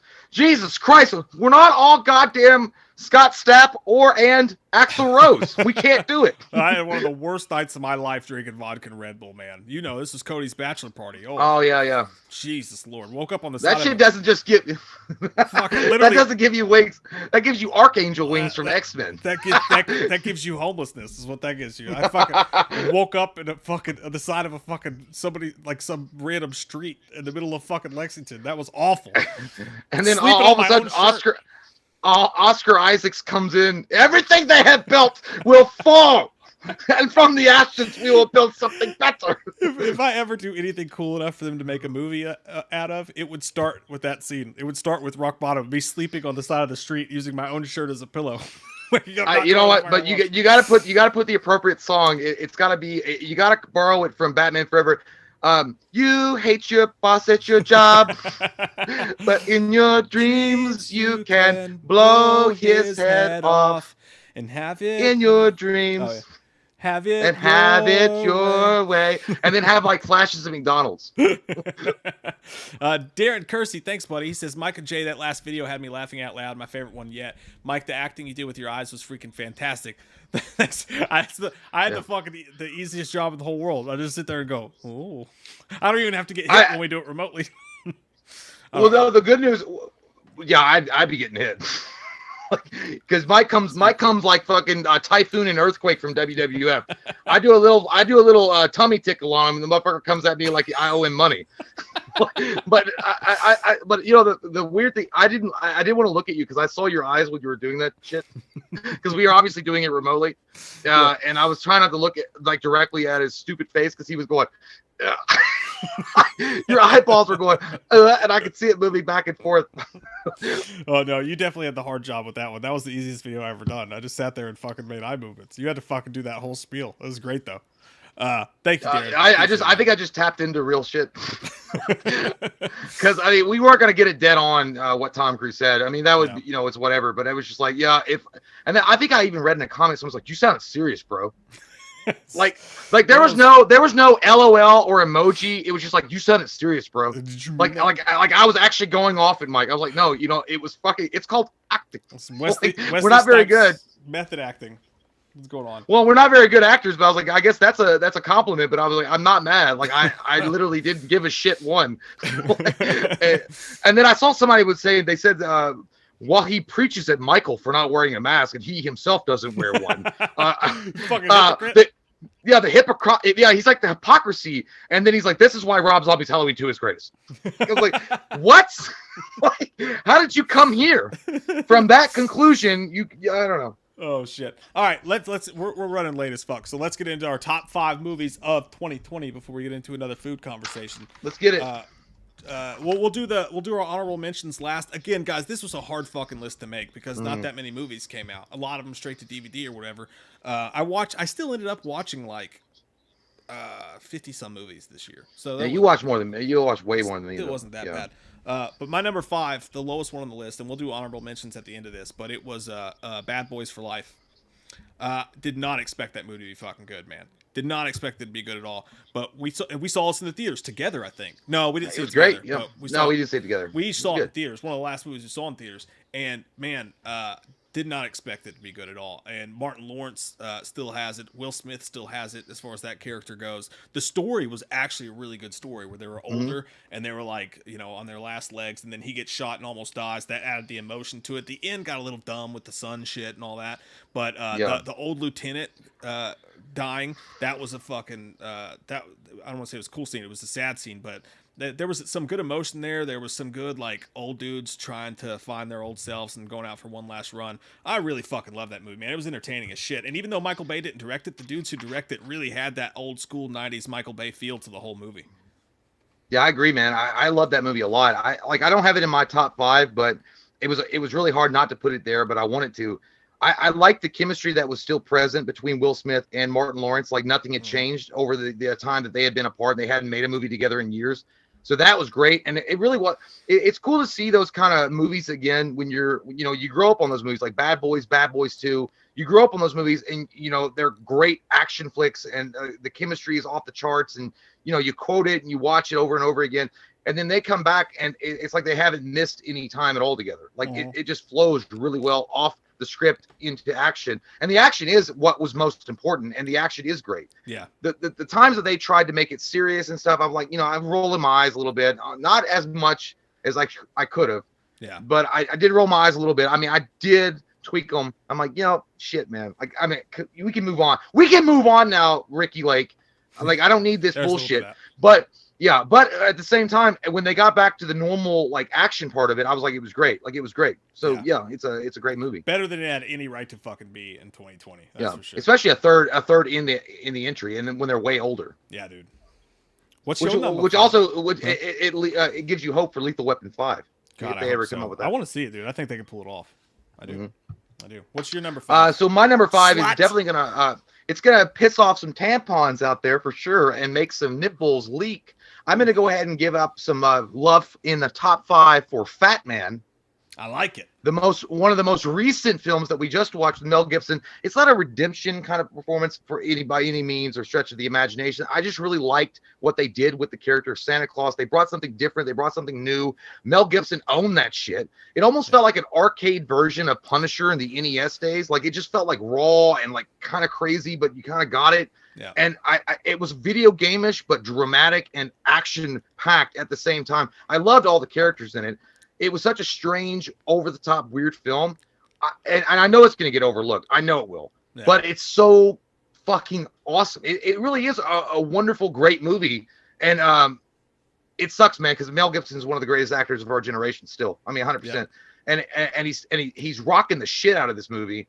And most people will overlook it because Mel Gibson's in it. And, you know, they're hung up on past transgressions and they haven't changed their tampons since 1971, and they can't move on. But I love the movie. I really did. The plot was simple. It was easy to follow. You didn't have to really be an expert on film or anything like that to really find out. Or there's nothing like over the top as far as like the plot.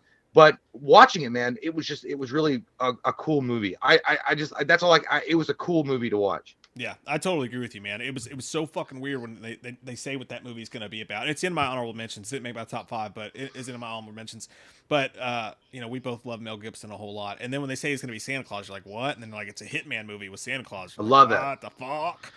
Misdirection, bitch. Yeah, but Walton Goggins was hilarious in that movie. He was super good in that movie too. And then like it was actually like Mel Gibson and his Santa Claus and Santa's wife. That was a nice, touching little side. That was great. I loved it. Yeah, they did the elves. They did everything up, but they still managed to like Batman Begins it a little bit, and make it serious but also comedic. A weird movie that you never in a million years would have thought would work, and it fucking worked. Mm-hmm. So yeah, 100%. Totally agree with that one, man. My number 4 is going to be now. This one's gonna get more hate than fucking anything. I guarantee. Give it to me now. I don't care because give it to me, baby. I like it. I want it more in my butt. Let me have it. It's Birds of Prey. Margot Robbie's. I haven't watched it. You gotta watch it, man. I'm telling you, you gotta fucking watch it. I know, everybody keeps saying that. I know there was a lot of, internet fucking fighting and shit that was going on over top, but as a pure-on movie, it took my older kid to see it, and just, I fucking loved it, man. I thought Harley Quinn was fucking hilarious. The whole fucking breakfast sandwich bit was hilarious. Laughed my ass off. Ewan McGregor's Black Mask was fucking hilarious.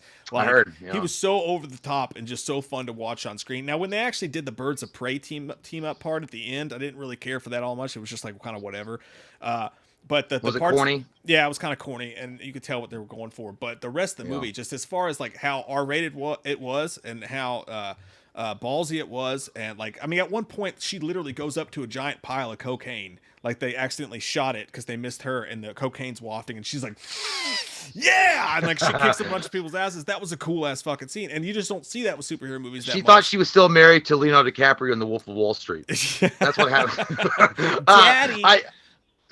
Oh damn! Whoa! That scene! Whoa! Don't bring it up because a memory unlocked right there, and I almost got a boner. But yeah, it's in the old to watch list. I actually did because it's on HBO Max, so it's up there to watch. So I'm planning on watching it. Yeah. So number 4 for me is gonna be The Invisible Man. Number 4, Invisible Man. Yes. Look, I know a lot of it was kind of one of those movies that sold itself one way and it went another way. Especially when I watched it, it became more of like a John Grisham novel with a little bit of a science fiction twist to it, and I dug it. I kind of thought it was cool that they went more of the thriller-esque type of thing, and they weren't going straight horror necessarily, but the horror was the fact that you're constantly watched and you don't know where he is, but it's all based on science stuff. It's almost like Big Brother is watching, but this is like on a personal level. I thought that was cool, and I love the costume. I thought the costume was cool. I love the overall idea, especially if you're trying to resurrect a universal monster. from the day. It's Yeah. really hard to make the Invisible Man any type of scary, and they did a really good job doing that, and especially adding in the fact that this motherfucker was narcissistic. Like, he's pretty much Chris Brown. This motherfucker was like Chris Brown with invisibility powers. It was the dude from Haunting of Hill's House too. He was a good actor, and he was great. And I hated him, but he was so good because I hated him. That's why the actor did really well. So yeah, it was like Chris Brown or Bobby Brown with Whitney Houston. I mean, he was controlling in every aspect of her life to a point where she was so fucked up, and then having the ability to stalk her and keep tabs on her is the horrific part. And it's not just because she's a girl and a guy, and it's like it was. I looked at it more just like anybody could do that to you. Like, just to imagine the fact that somebody that you hated or had something on you would constantly be in surveillance of you. It's fucking scary, and I thought it was really well done. But I think that the best part about it was the thriller aspect. Yeah, I dug the shit out of that movie too, man. It was in my honorable mentions. Didn't make my list, but I liked the lot. I think it's being a little bit. We're supposed to be on the same page, asshole. Okay, hey, it'd be funny as fuck if like we didn't have any of the same top 5. That would make me laugh. It might happen. But I don't think. I think you're gonna have my number 1. I do. I actually don't think I will. I can almost assure you that I don't. But I think we'll have one of the same top 2. But anyway, no, dude, Invisible Man was a good movie. Like it didn't it just didn't blow me away. I didn't expect it to. It was everything it should have been. I appreciate it. It was a well-made movie. I love Lee Winnell. Elizabeth Moss was really good in the movie, and the bad guy was really good, and the effects were good. It was a good movie, man. I'd rewatch. I haven't rewatched it yet, but I should. Just a well-made movie. I totally agree with that. The only thing I really didn't like was I didn't like the bonus ending. Yeah. You know what I mean? Like, I was like, come on, guys. Like, I don't want it to be Invisible Girl or Invisible, like this, if you guys are going to do like the Avengers thing where the Universal monsters are going to team up or whatever, just make that happen first before you do the other shit. Yeah. Yeah. I don't even remember it, to be honest with you, but it was pretty, the ending was pretty stupid, but whatever. It's still a good movie. My number 3 is going to be Anything for Jackson. I bet a lot of people still haven't seen Oh, shit. That's a great fucking movie. Did you forget about that one?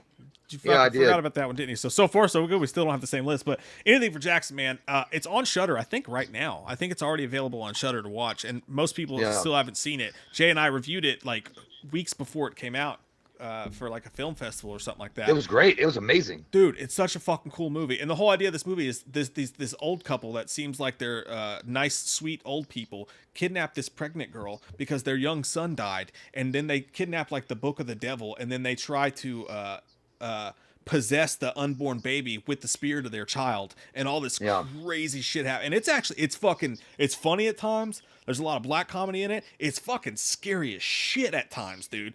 And there's one of Jay's fucking favorites in there. There's some fucking icky. The fucking dudes that are like, itchy.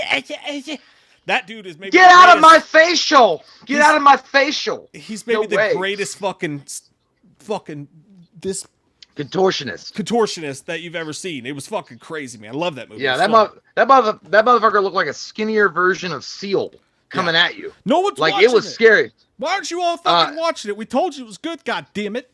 Hey man, Anything for Jackson. I'm sorry, Miss Jackson. Ooh, it's not in my top 5. I wish it. Dude, honestly, it might have made my top 5 if I'd remembered it. But it was such a great movie. It really was. You know what I thought about it? Like, it really reminded me of something like Evil Dead 2 or Army of Darkness. It had the same kind of similarities going through the entire movie. Where, there's a serious thing happening. Well, maybe not Army of Darkness, but Evil Dead 2. There's some serious, gory, graphic, crazy shit happening. But at the same time, it's offbeat with some comedy. Yeah. And it worked really well. I mean, of course, there's no Bruce Campbell to save the day. But Jesus Christ, man, you're talking about a pinch hitter. That motherfucker was Sammy Sosa without the steroids, and they came in and saved the day. Yeah, dude. It's fucking good, man. I love it. I wish people would listen to us watching that fucking thing. It's good. It's on Shudder right now. I think they were like, oh yeah, these motherfuckers were reviewing Anything for Jackson. Sounds like a Lifetime movie from 1997. I'm not gonna watch that shit. It's a great movie. You guys should check it out for sure. Yeah. And it's 2020. So my number 3 is Bill and Ted Face the Music. Ah, yes. I had to go a little old school here. I am Wild Stallions. I am Wild Stallions.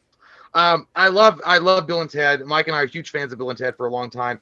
And I really didn't have a lot of expectations going into Bill and Ted 3. I thought it might suck. I really did. I mean, it was kind of like the same kind of fear that we had when Mike and I talked about Dumb and Dumber, the sequel. And it wound up actually being stupid. Bill and Ted 3 being built only for fans and not anybody else, it wouldn't be inclusive. It would just be more exclusive. Like if you'd grown up with Bill and Ted's Excellent Adventure and Bogus Journey, you'd get all the inside baseball jokes, as it were, and then it would kind of exclude everybody else. But they did a really good job of bringing everybody in, and it was really sweet, great kind of innocent movie, and I liked it. I think that 2020 needed that in a lot of ways. And Alex Winter is on point. Keanu Reeves, he struggles a lot. I don't think he can capture the same Ted that we're used to, but he does all right. The only thing I didn't like was I didn't like the new girls in it that much. I thought they were kind of overrated, and I thought they were kind of boring, and they were trying too hard to be like Bill and Ted. But dude, some of the best stuff in that movie is when they have the reunion with Alex Winter, Keanu Reeves, and William Sadler in hell.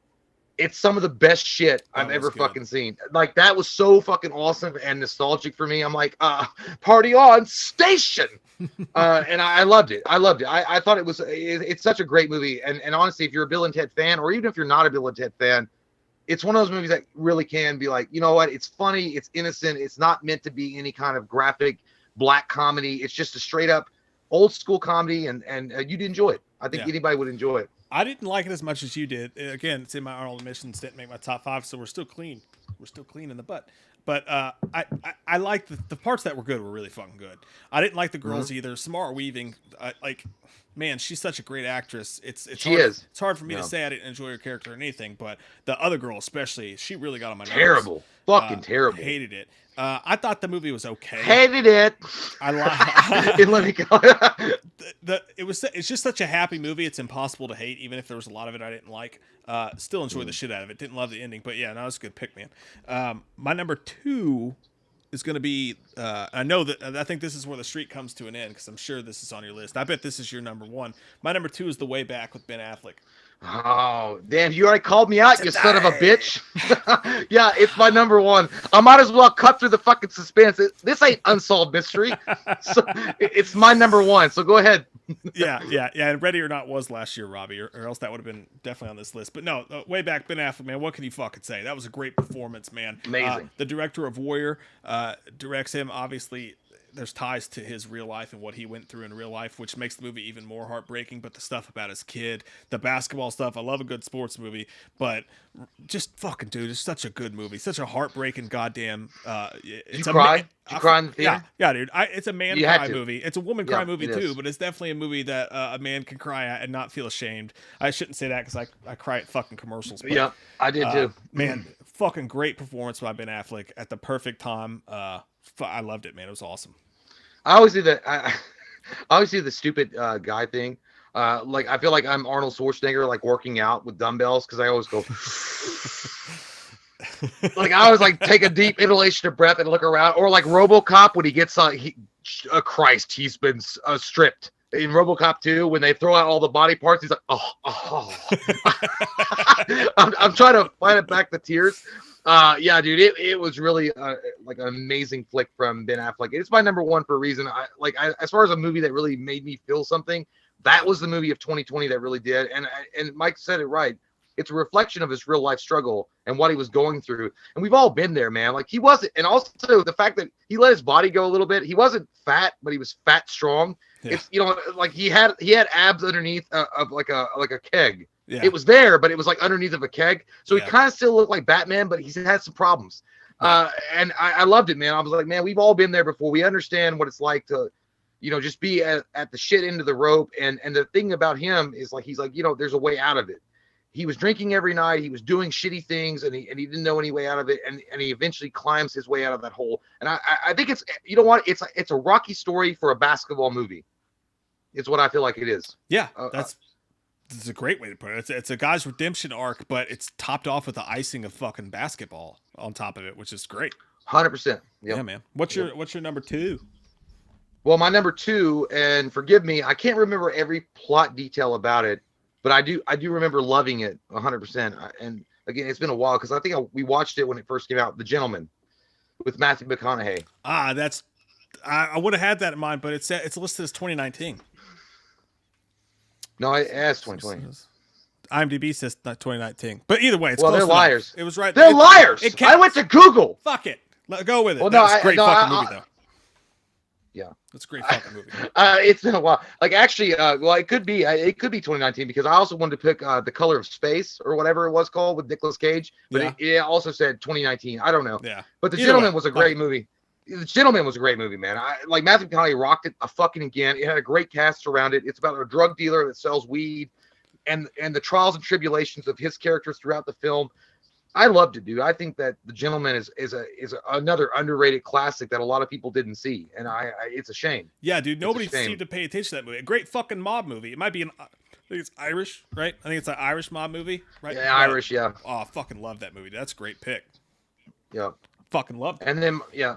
So your number one's different than mine, so. Yeah, we actually, dude, we did have one movie in the same thing. My number one is actually a documentary. It's You Cannot Kill David Arquette. Did you ever watch that? No, that can't be a goddamn movie. Yeah, it's a fucking movie, dude. If you're fucking it's a documentary. Movie a documentary is a movie. What the fuck are you talking about? That counts. Why do you sound like Andrew Dice Clay on PMS? Stop it. I'm talking about fucking mob movies. All right, so I never seen it. Oh fuck, dude, you gotta fucking watch it, man. You gotta watch it. You Cannot Kill David Arquette. It's about David Arquette's journey back into the wrestling world, and it's fucked up, dude, because they talk about his whole life and how his acting career, like when he did. You cried? Oh yeah, dude, I fucking cried. I cried like twice watching that shit, 2 or 3 Are times. you looking at me when you look at me? Yeah. Are you looking at me now? Okay. No, I'm looking at the camera, and then you're over here. But oh, okay. No, dude, an amazing story. Because if you guys remember David Arquette back in the day, he did the WCW thing. Everybody hated him for it because he was an actor who won the belt. And since then, the entire wrestling community has just shit on him. And he loves wrestling. Fucking loves it. Like, he adores it. That'd be like if the entire movie community fucking hated us. Well, actually, maybe that's why I liked it so much. Because that's not a lie. But shit on him, and he decided he wanted to do it right. He wanted to go back, and this is in the midst of all sorts of addiction problems and family issues and shit that he was having at the time, which they talk about and they show, and it's really fucking heartbreaking. And he goes back and he gets fucking ripped, dude. He gets ripped as shit. He trains with DDP. He goes to like the lowest of the low. Like he goes to backyard wrestling and like he wants to earn it. Yeah, dude. He wants to earn it. And these fucking kids like beat the shit out of him and make fun of him and all this stuff. He goes to Mexico and wrestles in the street for quarters. It's fucking crazy, dude. Luke Perry's in it. It's awesome, dude. Does he run into Nacho Libre? Get that cone out of my face! Get that cone out of my face! Dude, I do want to watch it, but at the same time, I don't know, man. I feel I like David Arquette, but that's like such a personal story. Like I really don't want to be dragged into other people's problems that bad because if you watch it on screen. But it has a redemptive arc to it. That's what's so beautiful about it. Like, even his fucking family's making fun of him. He shows up in the coat and the wrestling stuff, and he's like, I'm the Magic Man, yeah! And they're like, his daughter's ashamed of him. It's fucking heartbreaking, dude, but it's so good. I felt like Professor Xavier. I don't want to touch his head like he's fucking Logan and be like, oh, you poor man. I don't want your future. I don't want your pain. But yeah, I mean, you'd love it if you watched it. That... I promise. I promise you would love it if you watched it. No one fucking watched it, but you'd love it. I'll watch it. I mean, I actually have it on a list to watch for sure. So yeah. You want to do the honorable mentions real quick? Yeah. Run yours first, and then I'll do All right, so I'm gonna go through these real quick, so we don't have to go through every single one. Like, I had Bad Boys for Life as an honorable mention. I had also we didn't mention Babysitter Killer Queen. Great fucking movie, amazing movie. Bloodshot, I liked it. Mike didn't like it that much. Bloodshot's good with Vin Diesel. Didn't see it. Hate Vin Diesel. Yeah, I liked it a lot. It was pretty much a computer game. Unhinged. Russell Crowe rocked the shit out of that. He put on a bunch of weight, but whether it be a top 5 movie is, I don't think so, but it's a great movie. Yeah. And then my last one, I just watched this like 2 weeks ago, and I know people have been shitting on it, and yes, 100% it could have been better. I don't argue or disagree with you, but I still liked it. Was New Mutants. It wasn't bad. I wanted to see the original. I wanted to see the original movie for it, but it is what it is. I like that we got new X-Men in, and honestly, they weren't unlikable. I kind of liked them all, so it was still a decent flick. It wasn't bad. Yeah, I kind of like that one too. It was kind of like a young adult X-Men film. Like I didn't love it, but I had a good enough time with it. It's like you watched you read Fear Street instead of Goosebumps. Yeah, got it, dude. A lot of the same. Unhinged was on my list as well. A nice little action thriller. Again, not good enough to be in your top 5, but still good. Host. I can't believe that wasn't in Oh your shit! list. Yeah, I didn't put it in there. It No, made you- I want to forget that movie. You still got skid marks from that. Host was great. That Yeah, was fucking- yeah. They permanently hit my underwear for at least 2 months. Definitely the scariest movie of the year, I think, was Host. Underwater, one of the first movies we saw. The Curse. I almost put that in. Yeah, that was a fun monster movie, dude. I like that a lot. The Rental, Dave Franco directed it. I don't think you saw that one. There's a cool. The fucking killer, dude. It turns out to be a slasher movie halfway through, and the killer's wearing the same mask that Ryan Gosling wore in Drive to murder people. Fucking cool. Oh, it's a good movie. Great movie to make you really afraid of Airbnbs. I like that a lot. Freaky, Vince Vaughn, Freaky. That was a good almost made the list. That was almost up there. Yeah, it was almost too like chalk. Like it was just too like it was. For me, it was almost like either that one or Fat Man. But I feel like Fat Man because most people would never ever put Mel Gibson up there. Yeah, so I totally get that. I did enjoy Freaky. It just didn't have enough to get in there. Fat Man, Invisible Man, both on my list as well. And then finally, Extraction with Chris Hemsworth. Straight to Netflix movie. Fucking, it's like Jason Bourne fight sequence for an hour and a half. The story kind of sucked and the end was kind of stupid, but it was fucking entertaining as shit to watch. I haven't seen it. It's kind of like watching a YouTube video of a guy just kicking people's ass for an hour and a half, but it was pretty fucking cool. Yeah. We didn't review that, did we? I don't think so. It sounds familiar. I don't want anybody to be like, oh yeah, motherfuckers, you guys reviewed it. I'm sorry that you forgot and you were scripted all your bullshit. Okay, so we haven't seen it. We killed a lot of brain stuff. I like this conversation because what I take away from this, I'm gonna watch the David Arquette story for sure. Like that was already planned to watch. I did want to watch that, and then well, that's about it. I don't want to watch that. I think we can both agree though that above all this shit, the best content of 2020 was definitely fucking Cobra Kai. If you want to include 100%, 100%. Wow. Yeah, man, without Cobra Kai, man. Look, I don't know if you're on the spectrum or not, but whatever it is, get off of it. Okay. That's what Johnny Lawrence said. Yeah, it's Johnny Lawrence, guys. I'm quoting from Johnny Lawrence. Cobra Kai is amazing for so many reasons. They capture the spirit of the Karate Kid series, even without Pat Morita. They do an amazing job. And look, they paint a strange, weird picture. Is Johnny Lawrence actually the bully guy? Yeah. Is he really the bully guy, or is Daniel LaRusso always been the bully kid? Because, I don't know. It depends on perspective, which I like because there's always going to be two sides to an argument. Yeah. And based on those perspectives, you're always going to have a different outcome. So I liked it a lot. And dude, Johnny Lawrence is fucking bad. I love that guy. And by the way, in real life, apparently that dude is like that in real life. Like he doesn't know anything about Twitter, Instagram. He doesn't know shit about any of that stuff. Well, we got a whole lot to talk about with that because we just found out that we're getting screeners for the season 3. So you can look forward to our in-depth reviews of season 3 coming up before the show comes out, which will be dope as fuck. But all right, we'll take one more break here and then we'll get to the final part of the show. A lot of people talking about Run with Sarah Paulson. Did not get a chance to see that one yet. So I don't think you saw that one either, did you? No, there's a lot of, I don't know, you guys, it's really hard to pick and choose like the big movies that you want to watch, especially with everything going on with the pandemic, but definitely wanted to see that. But no, that's our top 5 guys and our honorable mentions. Hope you enjoyed it. And if you didn't, suck a dick, Chancho. I'm kidding. Make sure it's big and it fits in your mouth perfectly. All right, you want to take a quick break, come back, do an unboxing, beer taste test, get the fuck out of here? Let's do it. Clinton, hash brown it. Send it to the internet. Goddamn.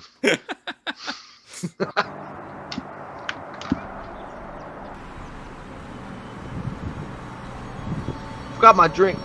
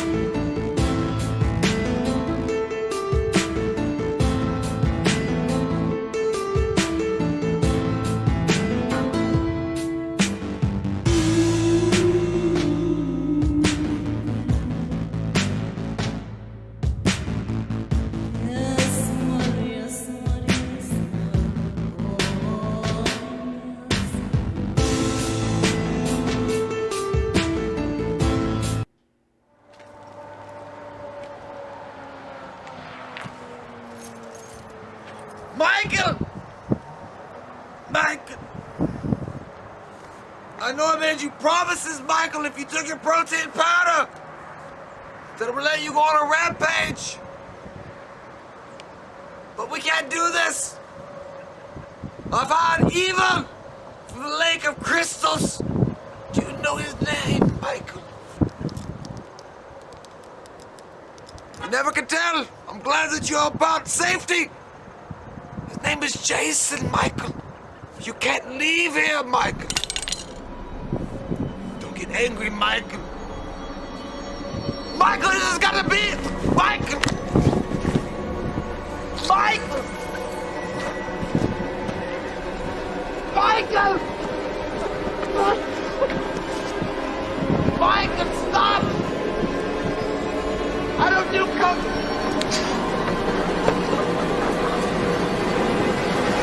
Michael! You walked out! You fell off, Michael!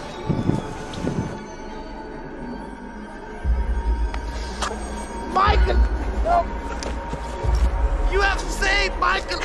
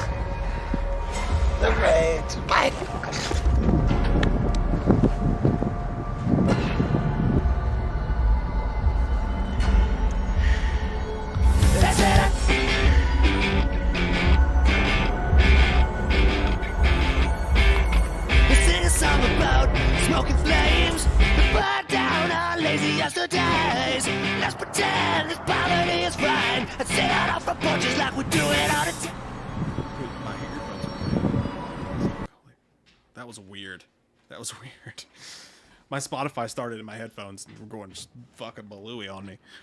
Oh, man. By the way, that's not me with my shirt off in that video. A lot of people think that was me. That was Cody. Okay? I'm way fatter. No. Well, maybe now. Got that COVID-20 I got to lose, guys. More like 30, probably. But who's counting?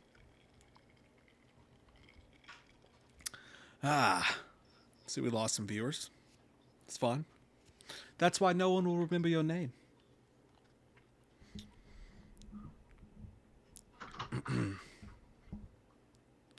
I hear him. I see him. He has arrived. Oh. Got an itch. I'm gonna scratch it. Dabba-dabba-dap, dip-dop-and-day. Dabba-dabba-dap, dip-dop-and-day. Dabba-dabba-dap, dip-dop-and-day. This is your night. Dancing free until the morning light. Together forever, 'cause this is your night. And everything's gonna be alright. I was enjoying it. Keep going. Night of the Roxberries, y'all. Hey, how many packages do you have left? I only have one. You only have one? All right. Yeah, I can't even find that other one. It's so small. I got a big one here. So, because, I mean, we got to start cracking these unboxings because we're not shooting together. We're mixing them. So, yeah, you may go ahead and do the, because I got it, like, it's a tiny one. So I'll go ahead. All right. So we got a note here. This is going to come from Richard Marlowe. If there was ever an author's name, I don't know what that is. It sounds like a bullshit name made up by the FBI. I think this guy's on the run. But he says, hey, Mike and Jay. Keep I've been going. wanting. Sorry. Keep going. I got to change my battery, so I'm going to disappear. Okay. I'm here. Okay. He says, hey, Mike and Jay, I've been wanting to send you guys something for a while to say thanks for all the laughs. I hope you enjoyed the book and figured it could give you material for future content. Loved your fucking faces from the wonderful, sexy Richard Marlowe while Mike's jacks his wiener. He's turned his camera off, y'all. Wow. Okay. So we know it's a book. So, oh, that was the bubble wrap.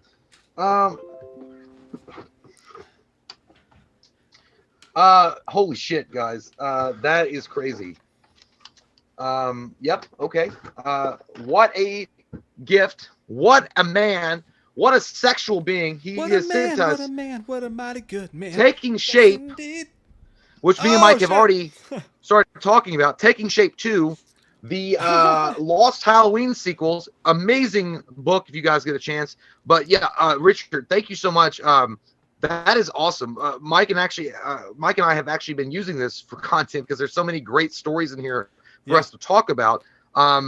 Amazing. Dude, this is great. Now you can use that one instead of, because what I was having to do is I bought the ebook and then he sent us a copy, but I've kept that here and Jay's been using the ebook. So now we both got one and I still got to ship one out to the dude who won one. So fuck yeah, man. Yeah.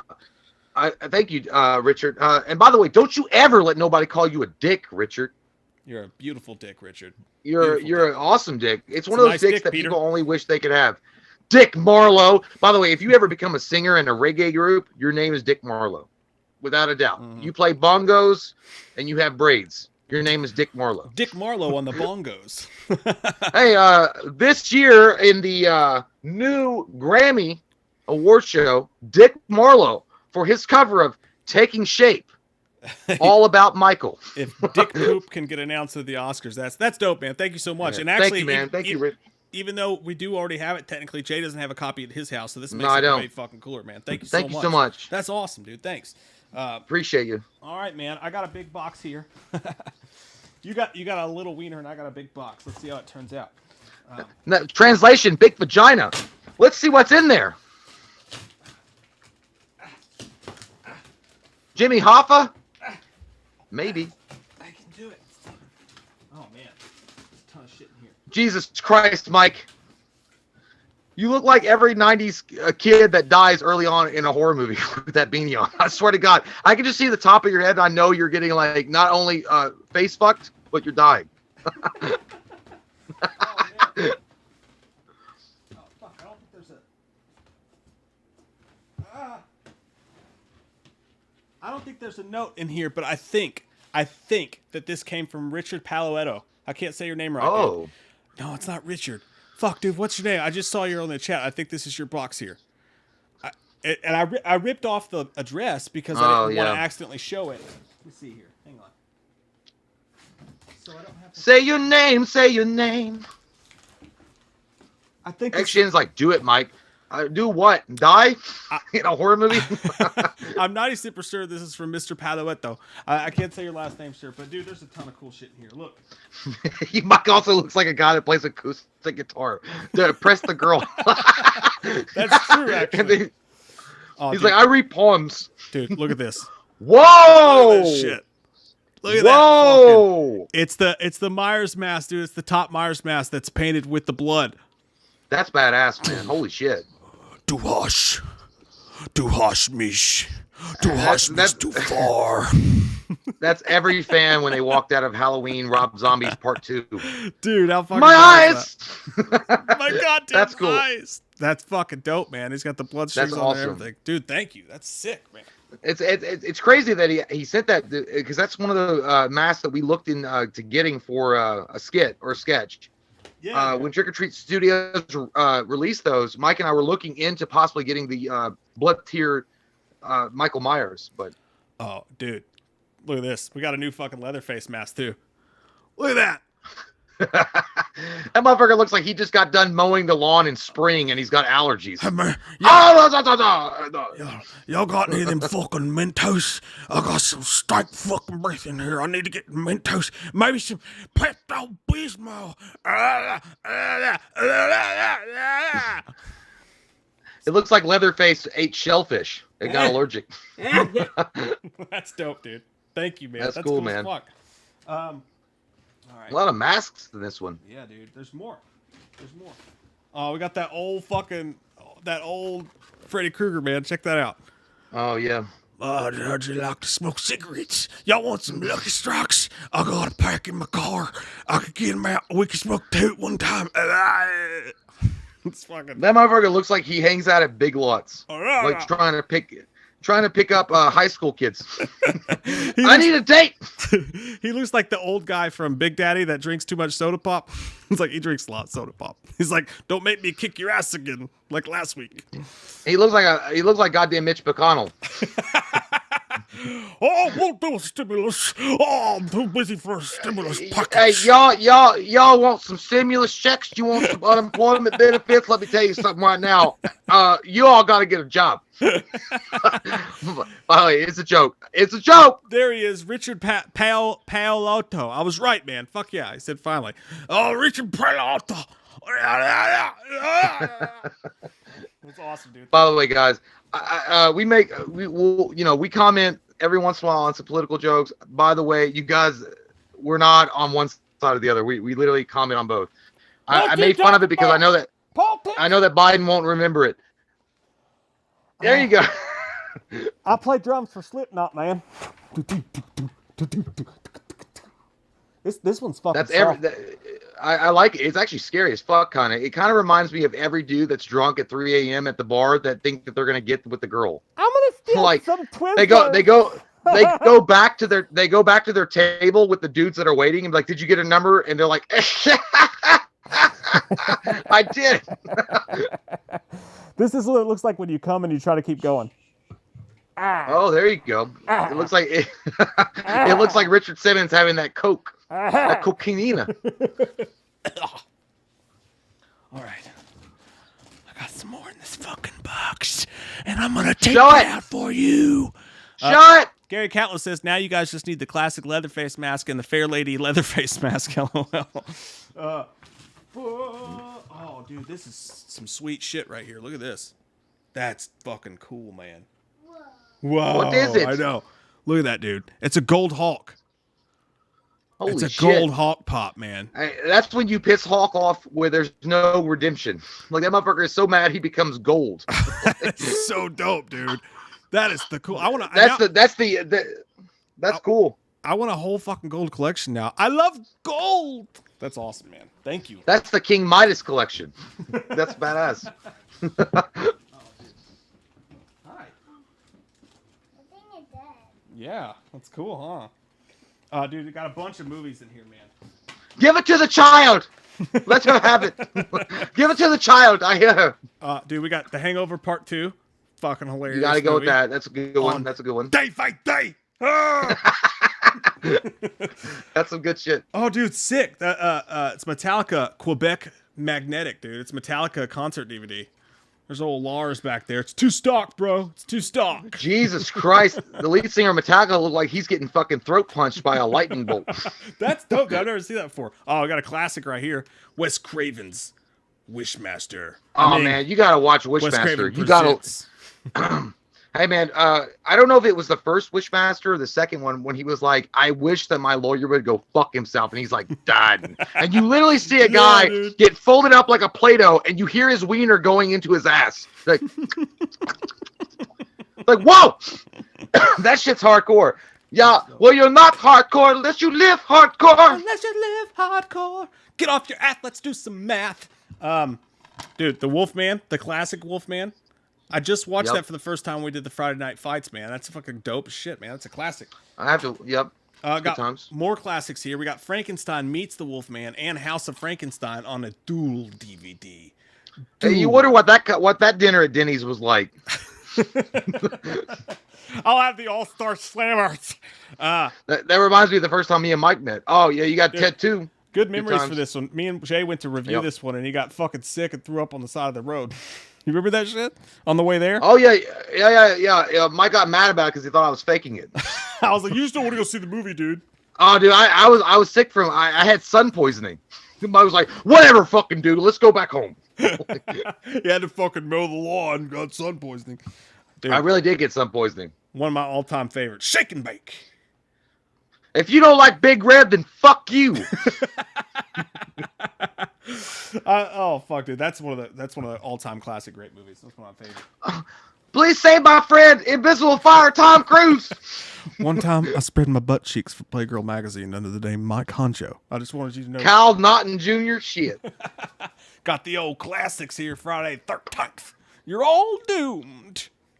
I like it. It's Thanks, good. man. It's a good one-time watch, and then you got to move on. You got to get into that backhead. Oh, man. Yeah, you do. But look at this. That's American Pie on VHS, boy. We were old enough to fucking rent this thing. Remember when Stifler drank the cum?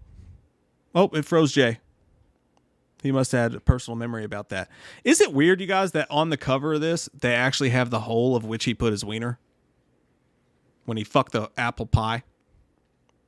We have weird lives. Jay will come back in just a second. Man, thank you. That's cool shit. I'll wait a second for Jay to pop back in here. Where's my hat?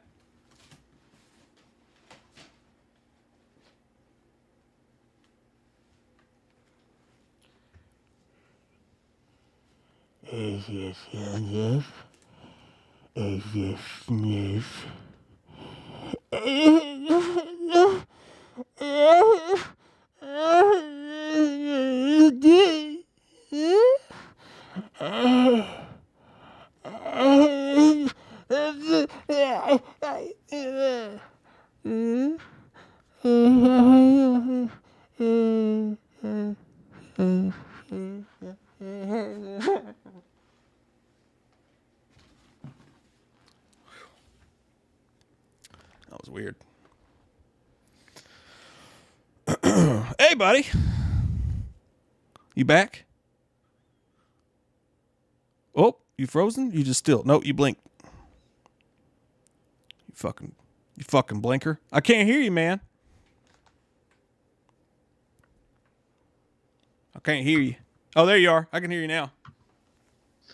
I was gonna say Blade Brown's the biggest asshole I've ever met, but whatever. The joke died because my fucking internet from goddamn AOL 1995. You sucking cocksucking motherfuckers from Spectrum. Why don't you take a goddamn dig dive into my butthole, get some gold out, and put it in my fucking mouth? I fucking hate Spectrum like a motherfucker, dude. I'm getting goddamn.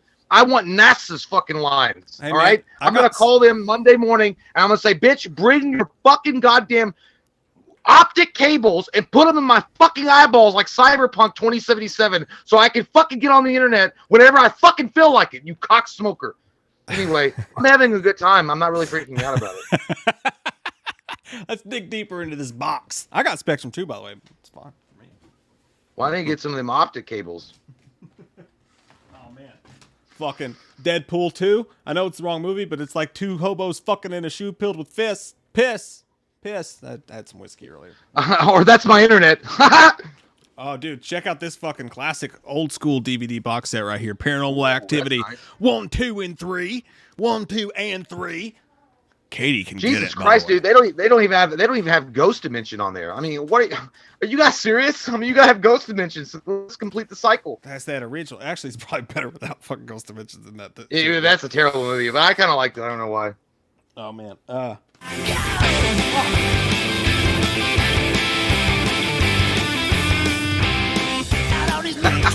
He just remembered. Oh, my hemorrhoid. Dude, He moved the wrong way. my Spotify starts playing on its own, and it's like all of a sudden my That's ears. a quick way to get us demonetized. The Conjuring 2. You sound like you're from London. That's a great one, man. Oh, the Batman collection on DVD. Love that. 1, Love 2, that. 3, That's a good and one. 4. And then finally we got a book in here called Haunted America. Oh, that's badass. Yeah, Is dude. that like based on true haunted stories across America? It says travel to all the paranormal hotspots across the nation with Haunted America and live to tell the tale. That's awesome, dude. Did Thank you, man. did Zach Bagans write a Ford? That cocksmoker, Zach Bagans with the spiky hair that thinks he's like really built. I like Zach Bagans, but I'm just saying, he really does. He pretends that he's like fucking Fabio. There's the letter. There's the letter. There's the letter at the bottom. At the bottom. Sorry, Richard Palo Alto. It says, all right, dear the best fucking YouTubers on YouTube, Mike and Jay. It's me, Dick Palato again. LOL. Hey, Dick. Have you guys been, oh, wait, dumb question. How have you guys been? Oh, wait, dumb question. It seems to me that you guys are doing great during this hellhole of a year because of all the great stuff you guys have been coming out with and still kicking ass and maintaining all the laughter and positivity, not just for me, but your fans as well. and it is well appreciated. You're well appreciated, Dick. Thanks, you, man. Thank you. That's really nice of you. I'm sure you guys have heard it multiple times, but fuck it. Thanks for being awesome and helping me and the fans through this tough time. And that's why I'm sending you guys some cool shit that's taking up too much space in my room, because honestly, I got no use for them, but I make sure that you boys could make some use out of them for future skits. Yeah, buddy. Thanks, Dad. Yeah, Thanks, buddy. Dad. It sounds like your dad. Thanks, Dad. I don't want this shit, boy. You take it. Hey, man, I've been saving enough for a long time since your mother left. It's time for you to have it. Also, my thoughts and prayers go out to anyone watching who's been affected by the Blovid and all the people who lost their lives. Mike and Jay, I really dig the new intro. I think it's a funny, clever parody of the Goosebumps intro. Talk about from Horror Month 2020. Thanks, man. That was a cool time to shoot. Fuck yeah, dude. Mixed with the Michael Myers and Dr. Loomis stuff, like I said, it's clever as hell, and I think you both deserve a lot more credit, unlike all these untalented, unfunny, famous YouTubers. Cough, cough, Jake Paul. Yeah, buddy. Whoa! Fuck it! Whoa! Fuck him up, dude. I hope the Diaz brothers just fuck him up. My brother just sent us a group chat. I hope the Diaz brothers just fuck up the Paul brothers. I hope that happens. I really do. Yeah, dude. Sorry, I just had to hack up some fucking hacks. I like it, dude. But anyways, keep being yourselves, keep being as awesome as you are, and keep making us laugh. I also got my little brother into you guys not too long ago, and he thinks you guys are hilarious. Sometimes we reenact the videos, specifically the Dr. Loomis and Michael Myers skits, and I play Loomis because I do a better job of doing the voice, and he plays Michael, and we have some fun doing it while also annoying the shit out of my mom, LOL. Dude, I could only imagine if you were doing the Loomis voice to your mom, and she's like, "You got to get up for school, honey. Come on the bus." It's like, why don't you get up and get a job? You're yelling at me while I sleep in the bed. Okay, I've got $1 million ideas, and you're like, you're laying there with your colors in your hair and your blow dryer, saying, "Get up for school. Get up. The bus is almost here. Why don't you drive me to school? Because you care so much about my education, right?" Keep doing that shit. No. No, that's awesome, man. Thank you. It says, keep it up with the best entertainment ever. My favorite fuck sticks. Yours truly, Dick and Richard Paoloto. Thanks, man. That's so kind. Thank you. Even really a shout nice. out everybody in the audience who might have a hard time dealing with what's going on in the world. You're a sweet dude. Thank you very much for this. Couple more things in the box.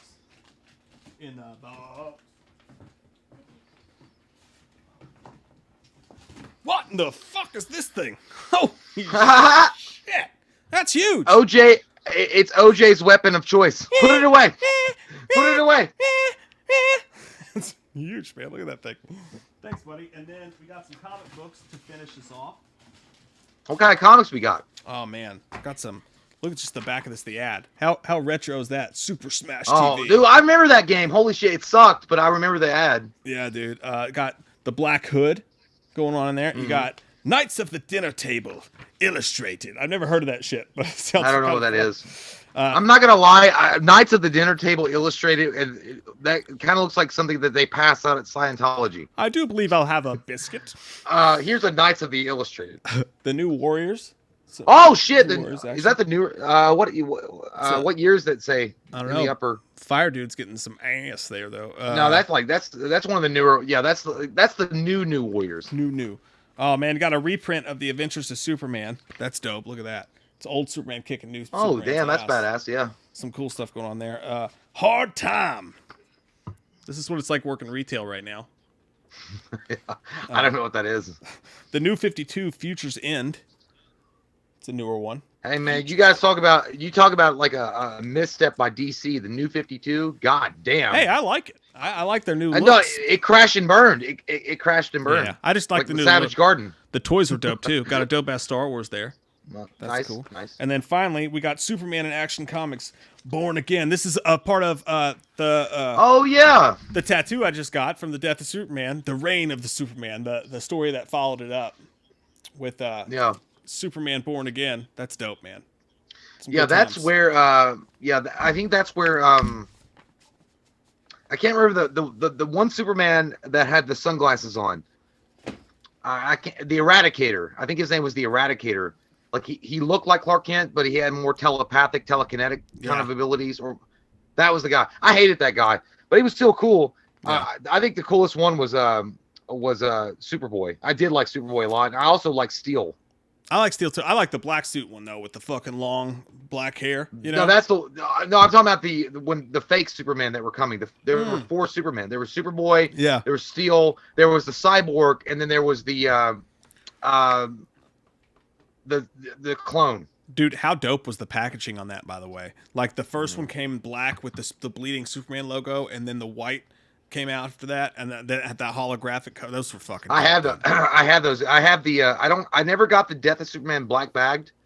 I never got that one, but I have the Rebirth of Superman white bag. Never been opened, where it's all white with the Superman symbol. They're surprisingly easy to get. I know as kids we thought they would be like fucking once in a lifetime collector's items, but they're not that hard to get on eBay and shit these days. Braxton Wages says Steel is underrated. No, you're wrong, sir. Shaquille O'Neal portrayed him. He's not that was a terrible movie. Don't ever watch that movie. Not good. Oh, so bad. But man, Richard, thank you so much, man. Really appreciate that. And what cool stories you have to tell about you guys, doing the Loomis Michael thing. That's dope as shit, man. Thank you so much for all the cool shit, dude. We love you. Really appreciate it.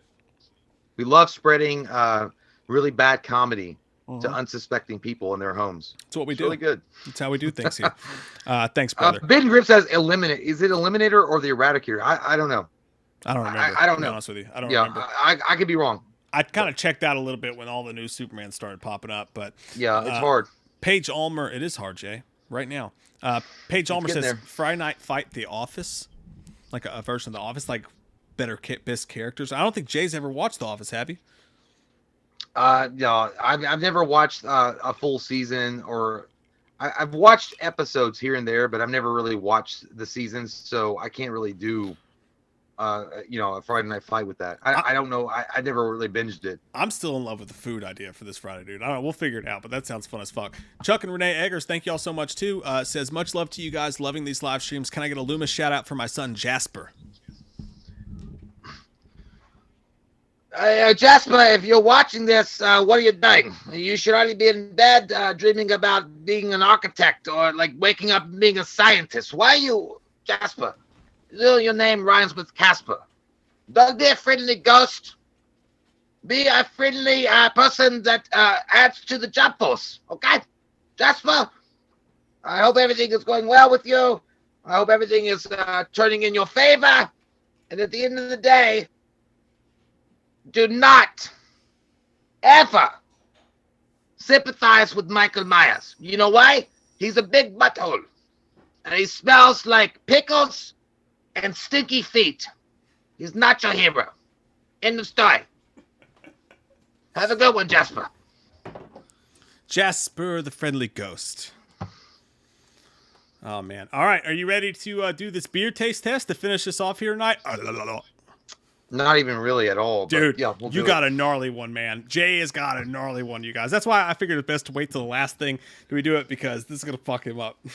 It's so gross. Well, dude. so in our in our little state in Kentucky, there's a thing called Country Boy Brewing. Country Boy is like it's a brewery that specializes in stout beer, and I guess they've come up with this magical invention in association with Harry Potter called Hazelnut Stout. Right away, when I saw stout, I'm like, I ain't gay, but I guess I'll suck your dick tonight because I'm gonna do it. I don't want to drink this at all. Look at this. It's in a brown can. It's called Hazelnut Stout.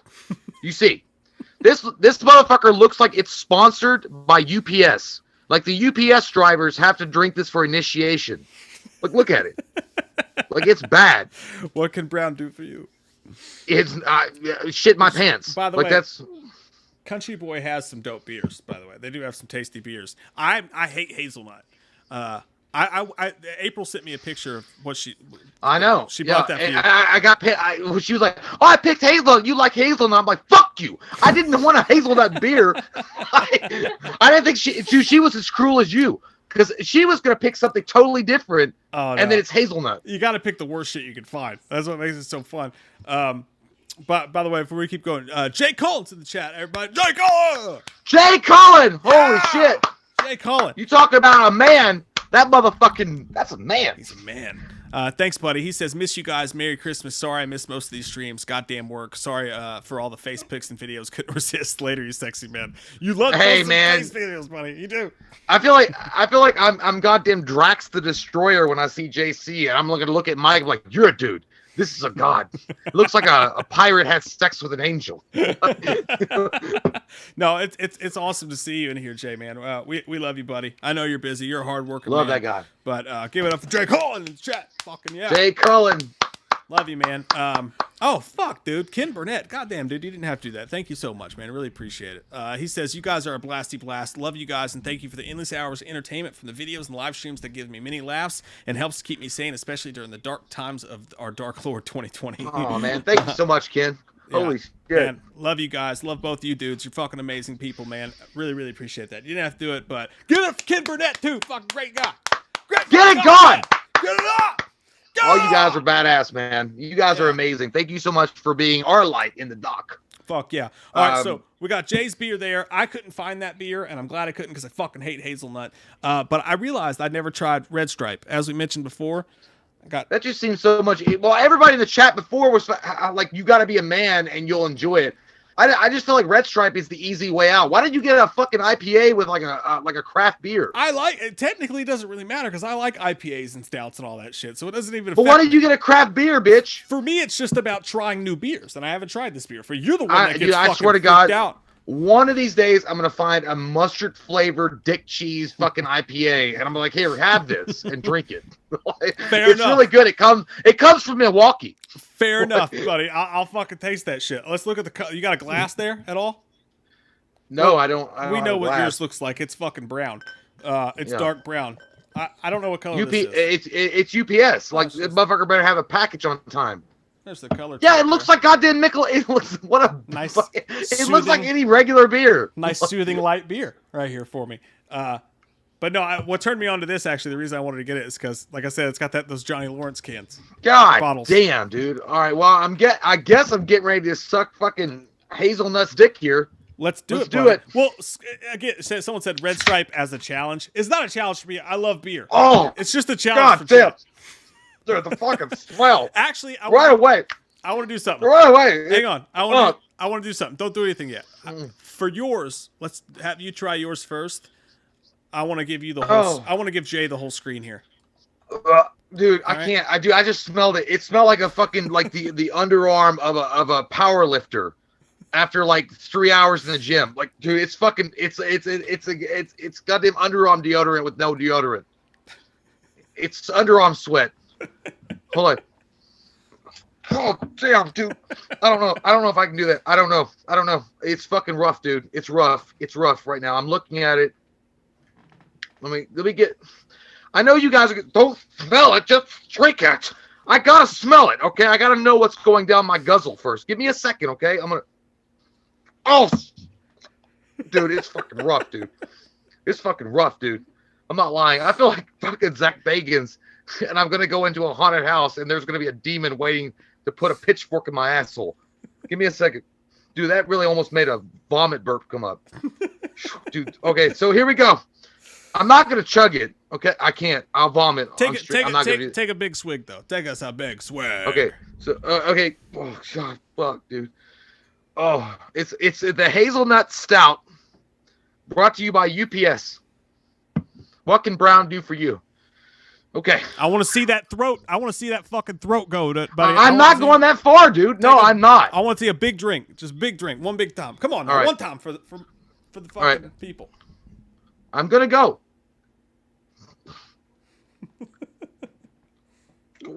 Wait. Dude, this can make me. I could spew for real. Like, I could literally spew. It's not like I'm joking about it. Like, I could literally vomit. I know. I know. I was gonna think. Okay. Remember the Balboas!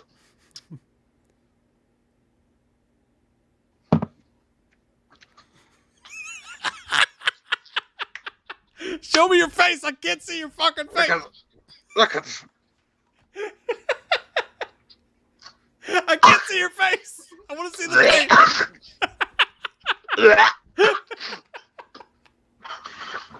Oh no! Oh no! I think Jay just puked. Oh no! I think Jay just.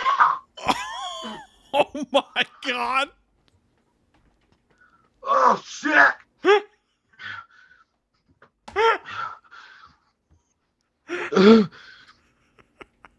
Oh fuck, dude! It's the worst thing ever. It's the worst thing ever. Dude, did you spew? I almost did, dude. I spit like 3 times. I thought it was coming. It's like a comet hit the Earth, and I was the last human on there, and I saw the end of the universe. Dude, I'm sorry. Dude, it's so nasty, guys. It's so fucking gross. Jesus Christ, I felt like I drank goddamn birch. Oh, dude, I've never seen. Like I drank bark. Goddamn. Guys, I'm not. Oh, shit, dude. It sounded like you yacked, man. It sounded like you. I almost did. You sure? I spit. No, it was a burp. It was a burp vomit coming out. Sorry, guys. Oh fuck, dude. It was designed by the devil and powered by man, like in 13 Ghosts. It was designed by the devil and powered by man. I mean, I literally felt like I like somebody crumbled up. Fuck. Oh, dude. So you don't want to take another drink then? Fuck you. You can have all these, man. I'm sorry. Hercules. No, yeah, dude, Hercules would have broke. Samson would have cut his own fucking hair in the Bible. I gotta try that now. If it's that fucking God, bad. Dude, it's bad. It literally, it tastes like if you ground up mud and put it in a cup, and they're like, drink this mud pie. It's like you're drinking fucking mud pie, dude. I think that's got to be the all-timer, dude. I think that was the best reaction I've ever seen. It's the worst ever, dude. God damn, April, you're a fucking like sycophant. Like I'm not even kidding. You bought this shit. You can have this back. I don't even want to fucking look at you right now. Part of me wishes that I could have been there for it, but the other part of me is like, if he spews I didn't spew. Dude, don't spew on me.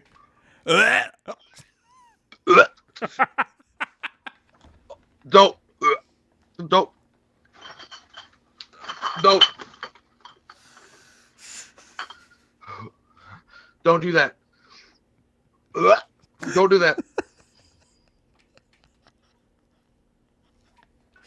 Oh, fuck.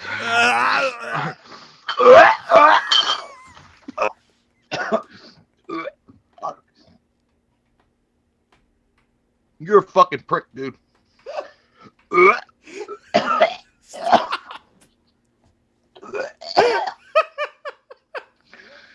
It won't come out. Oh god. Oh fuck this. I'm not doing this again. Don't do that shit, dude. If I'm doing, don't do the gag thing. Oh fuck, dude. I just felt like I exorcised 3 demons from my crack. I cracked my back. My back, shit. my pussy, and my crack. Oh fuck, dude. I don't even know what I want to do.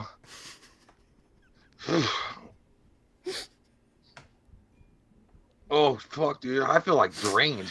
Oh fuck. Sorry.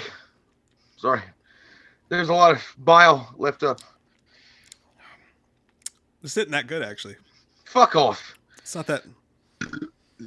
Oh fuck, dude. Kind of tastes kind of dank. Your fucking face is dank for doing that goddamn gag. Oh shit. Baby, please, I can't look at this. I can't smell it anymore. Can you please move it? Hey Jay, what's that ice cream? That ice cream brand? Haagen-Dazs. Fucking.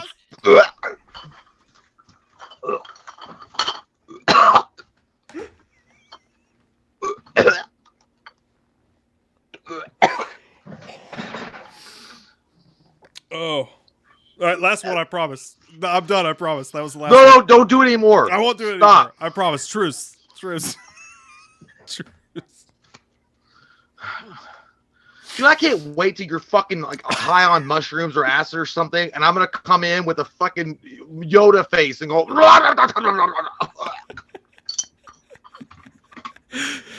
Oh, God. You gotta Pump up those numbers, buddy. You got a rookie stomach, man. I'll be all right, guys. Don't worry about it. It was all right. I was married. I know what it's like to be hurting in the inside.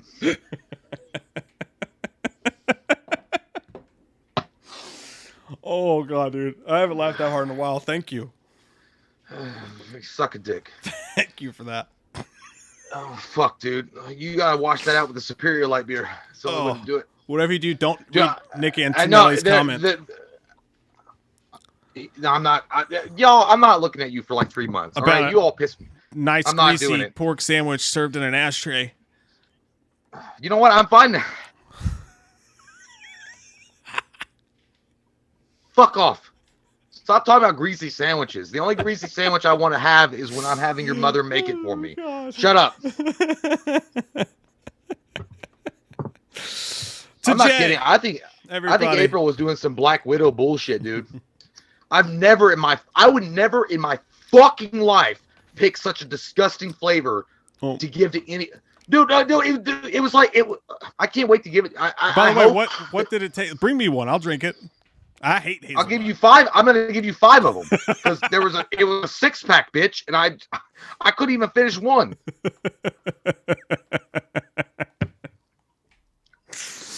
Oh man, that was good.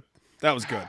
How's Mike a good friend, X-Shin? Holy shit, you need to make more scrambled eggs. Give it up what the Jay. fuck are you talking about? He just yacked for me buddy. and almost made it happen. I was here for you the whole time. I was rearing you the whole time. I was behind you. I was your best friend the whole time. The whole time. Shit, dude. I didn't have much hair to lose, but I lost a few more strands tonight. Oh, man. This is fun, though, man. I had a good time. Other than, the Black Widow of fucking Unsolved Mystery trying to kill me with some fucking bullshit beer. It was a good time overall. Could you imagine if we went to, because they have the breweries here in Lexington. You imagine if we actually went to Country Boy and you ordered one and like you're sitting in front of the bartender, the guy who probably like helps make the beer in the back, and like here you go, this is our best beer, and like you just took a drink and that was your reaction, like right there at the bar, you're like, I would literally get like beat up and then vomit at the same time. Yeah, dude, because I don't want to be insulting to nobody. Like, if they worked hard on bringing that beer to the market, and then I don't want to spew in their face like this is garbage juice. You know what I mean? Yeah, it was entertaining though. It was one of the most entertaining things I've ever seen. So I get up to Jay. Get up to Jay, everybody. Get it up. Get it up. Get it up. Stop, dude. Woo. I love you, buddy. When we're done here, go to Fazoli's and get you a big old plate of spaghetti. They closed, dog. They ain't 24/7. Could you imagine a big old plate of spaghetti in front of you right now? Just like you know what? I wouldn't mind some breadsticks. They soak it up pretty good, man. Yeah, man, that soaks it up. You gotta get some breadsticks on that. Hey, it's probably better that you did that there though, because if you done it here, it would have been after like a fucking 24-pack that we just drank, and you probably would have actually spewed. He killed it. Yeah. Oh shit, that was good. That was good. That was great. Gary Catlow, thank you very much. Says, are you sure it's hazelnut and not the sewage water from Shawshank Redemption? No, I'm not sure at all. I feel like it's the same shit that Tim Robbins crawled through. You're 100% correct. I don't know what it is. It's not hazelnut. I think that they just disguise that shit to lure people in and to get poisoned on the market. I love you, man. Dude, I swear to God. Who's a bitch that fucking killed Nancy Kerrigan's career? That Tanya Harding? That bitch? Tanya Harding. Tanya Harding made this fucking beer and pissed in it. Maybe he took a dump too.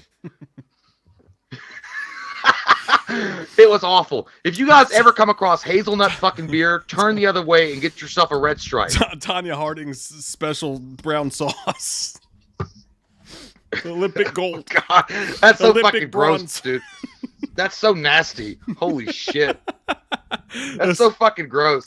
Save one of those. Save one of those for me, man. I want to try it. I want to see how bad it is. Because again, I fucking hate hazelnut. No. I hate it. No, I'll give you. Like again, you get 5 cold beers. Tastes like someone sexing candied in some regular ass chocolate. Like I hate the fucking taste of hazelnut. Dude, this motherfucker is like drinking Limp Bizkit's career. Like you feel, you feel everything. You feel a momentary high. No, you feel a momentary high and then nothing but dirt for years. It's awful. Hey, today's in the chat.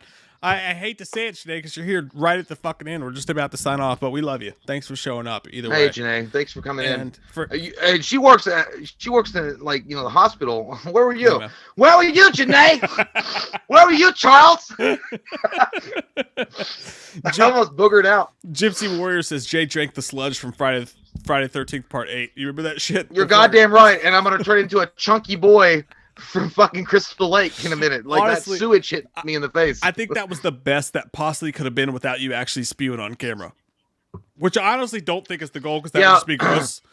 You know? Yeah, we can't. Well, the thing about if I vomited on camera, then it's gotta go and you gotta put a vomit alert on it. Yeah. Yeah. And it becomes a whole big deal because even if you put a vomit alert on it, there's a chance that YouTube would still pull it down. I swear to God, dude, I thought you vomited. I thought I heard you fucking spew. No, I did. I felt it coming up, and then it didn't want to come all the way out, and then I just spit, and then I was like, well, fuck you. Like I felt like a pitcher at the mound.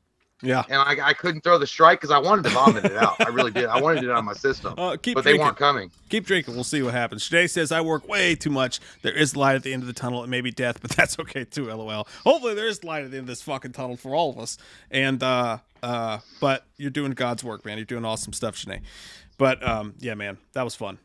That was fun. Hey, Jamie's Thank you guys for hanging out with us. You fucking silent fuck. Jesus Christ, You've been man. here the whole like time, Jamie. You haven't said shit, but now you say something because Janae's here. What the fuck's your problem, Jamie, right? You fucking dick. Hey, man. You dick. Jamie and Janae are great, man. You know, we're missing some Courtney love tonight. We're missing some Vinny love tonight. But either way, fuck is Courtney? I don't know. Huh? I guess practicing for Spider-Man 3. We're gonna come to your house and make you drink hazelnut beer. He's gonna be in it apparently. So, guys, we'll be back Friday night, 9 p.m. Eastern. Friday Night Fights. I think we might do food. I think we might say fuck it. We'll get like 8 people here. That'll be cool. But maybe we'll do food. What do you think? I like it. I think it'd be a fun situation. Fuck it. YouTube doesn't share our shit anyways. You know what I mean? So they don't even like. Yeah. By the way, if you guys don't get our shit's notifications. Dead. Yeah. No, dude, it's actually not just happening to us. Like, there's a lot of bigger channels that YouTube doesn't like. They're actually going forward with not letting people know notifications or anything like that. So definitely come back and check with us now and again because we will. Even if you hit the bell on YouTube, sometimes they don't share it or they'll let you know that we put up a new video. So not just that, dude. Not just that, but also, guys, go to wewatchedamovie.com, sign up at the bottom to the newsletter. And whenever we do stuff, we post it there, and it'll send you an email. And then you'll get the email. You'll get our written stories. You'll get our podcast. You'll get our videos. WeWatchTheMovie.com. Sign up for the newsletter. You get all that shit. It'll be great. But by the way, if you guys want to hang out after we leave, you guys totally can. We're just like the unpopular kids going to exit out the door and go hurl in the neighbor's yard. Yeah, you guys can stay and hang out if you guys want in the chat, for sure. I'm going to go watch some Cobra Kai Season 3. I want to as well. And you're going to poop, maybe throw up a little bit.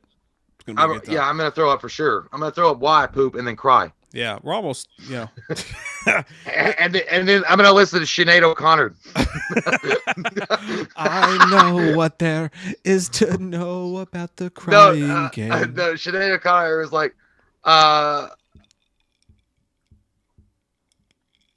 fuck it. I don't know. She shaved her head and sang that song on SNL. You guys know what I'm talking about. Now Jamie Wright wants to throw out a super chat and start fucking talking. He says food fighters. We should put food fighters on the fucking thing there. I'm busting your balls, by the way, buddy. I love you. All right, guys. Good night. Bye, guys. Stay sexy. Suck as many dicks as you can. Or eat vaginas. Whatever we you only live once. Just Russell Anderson's like, too soon. Put it in your mouth. Put it in your mouth and don't apologize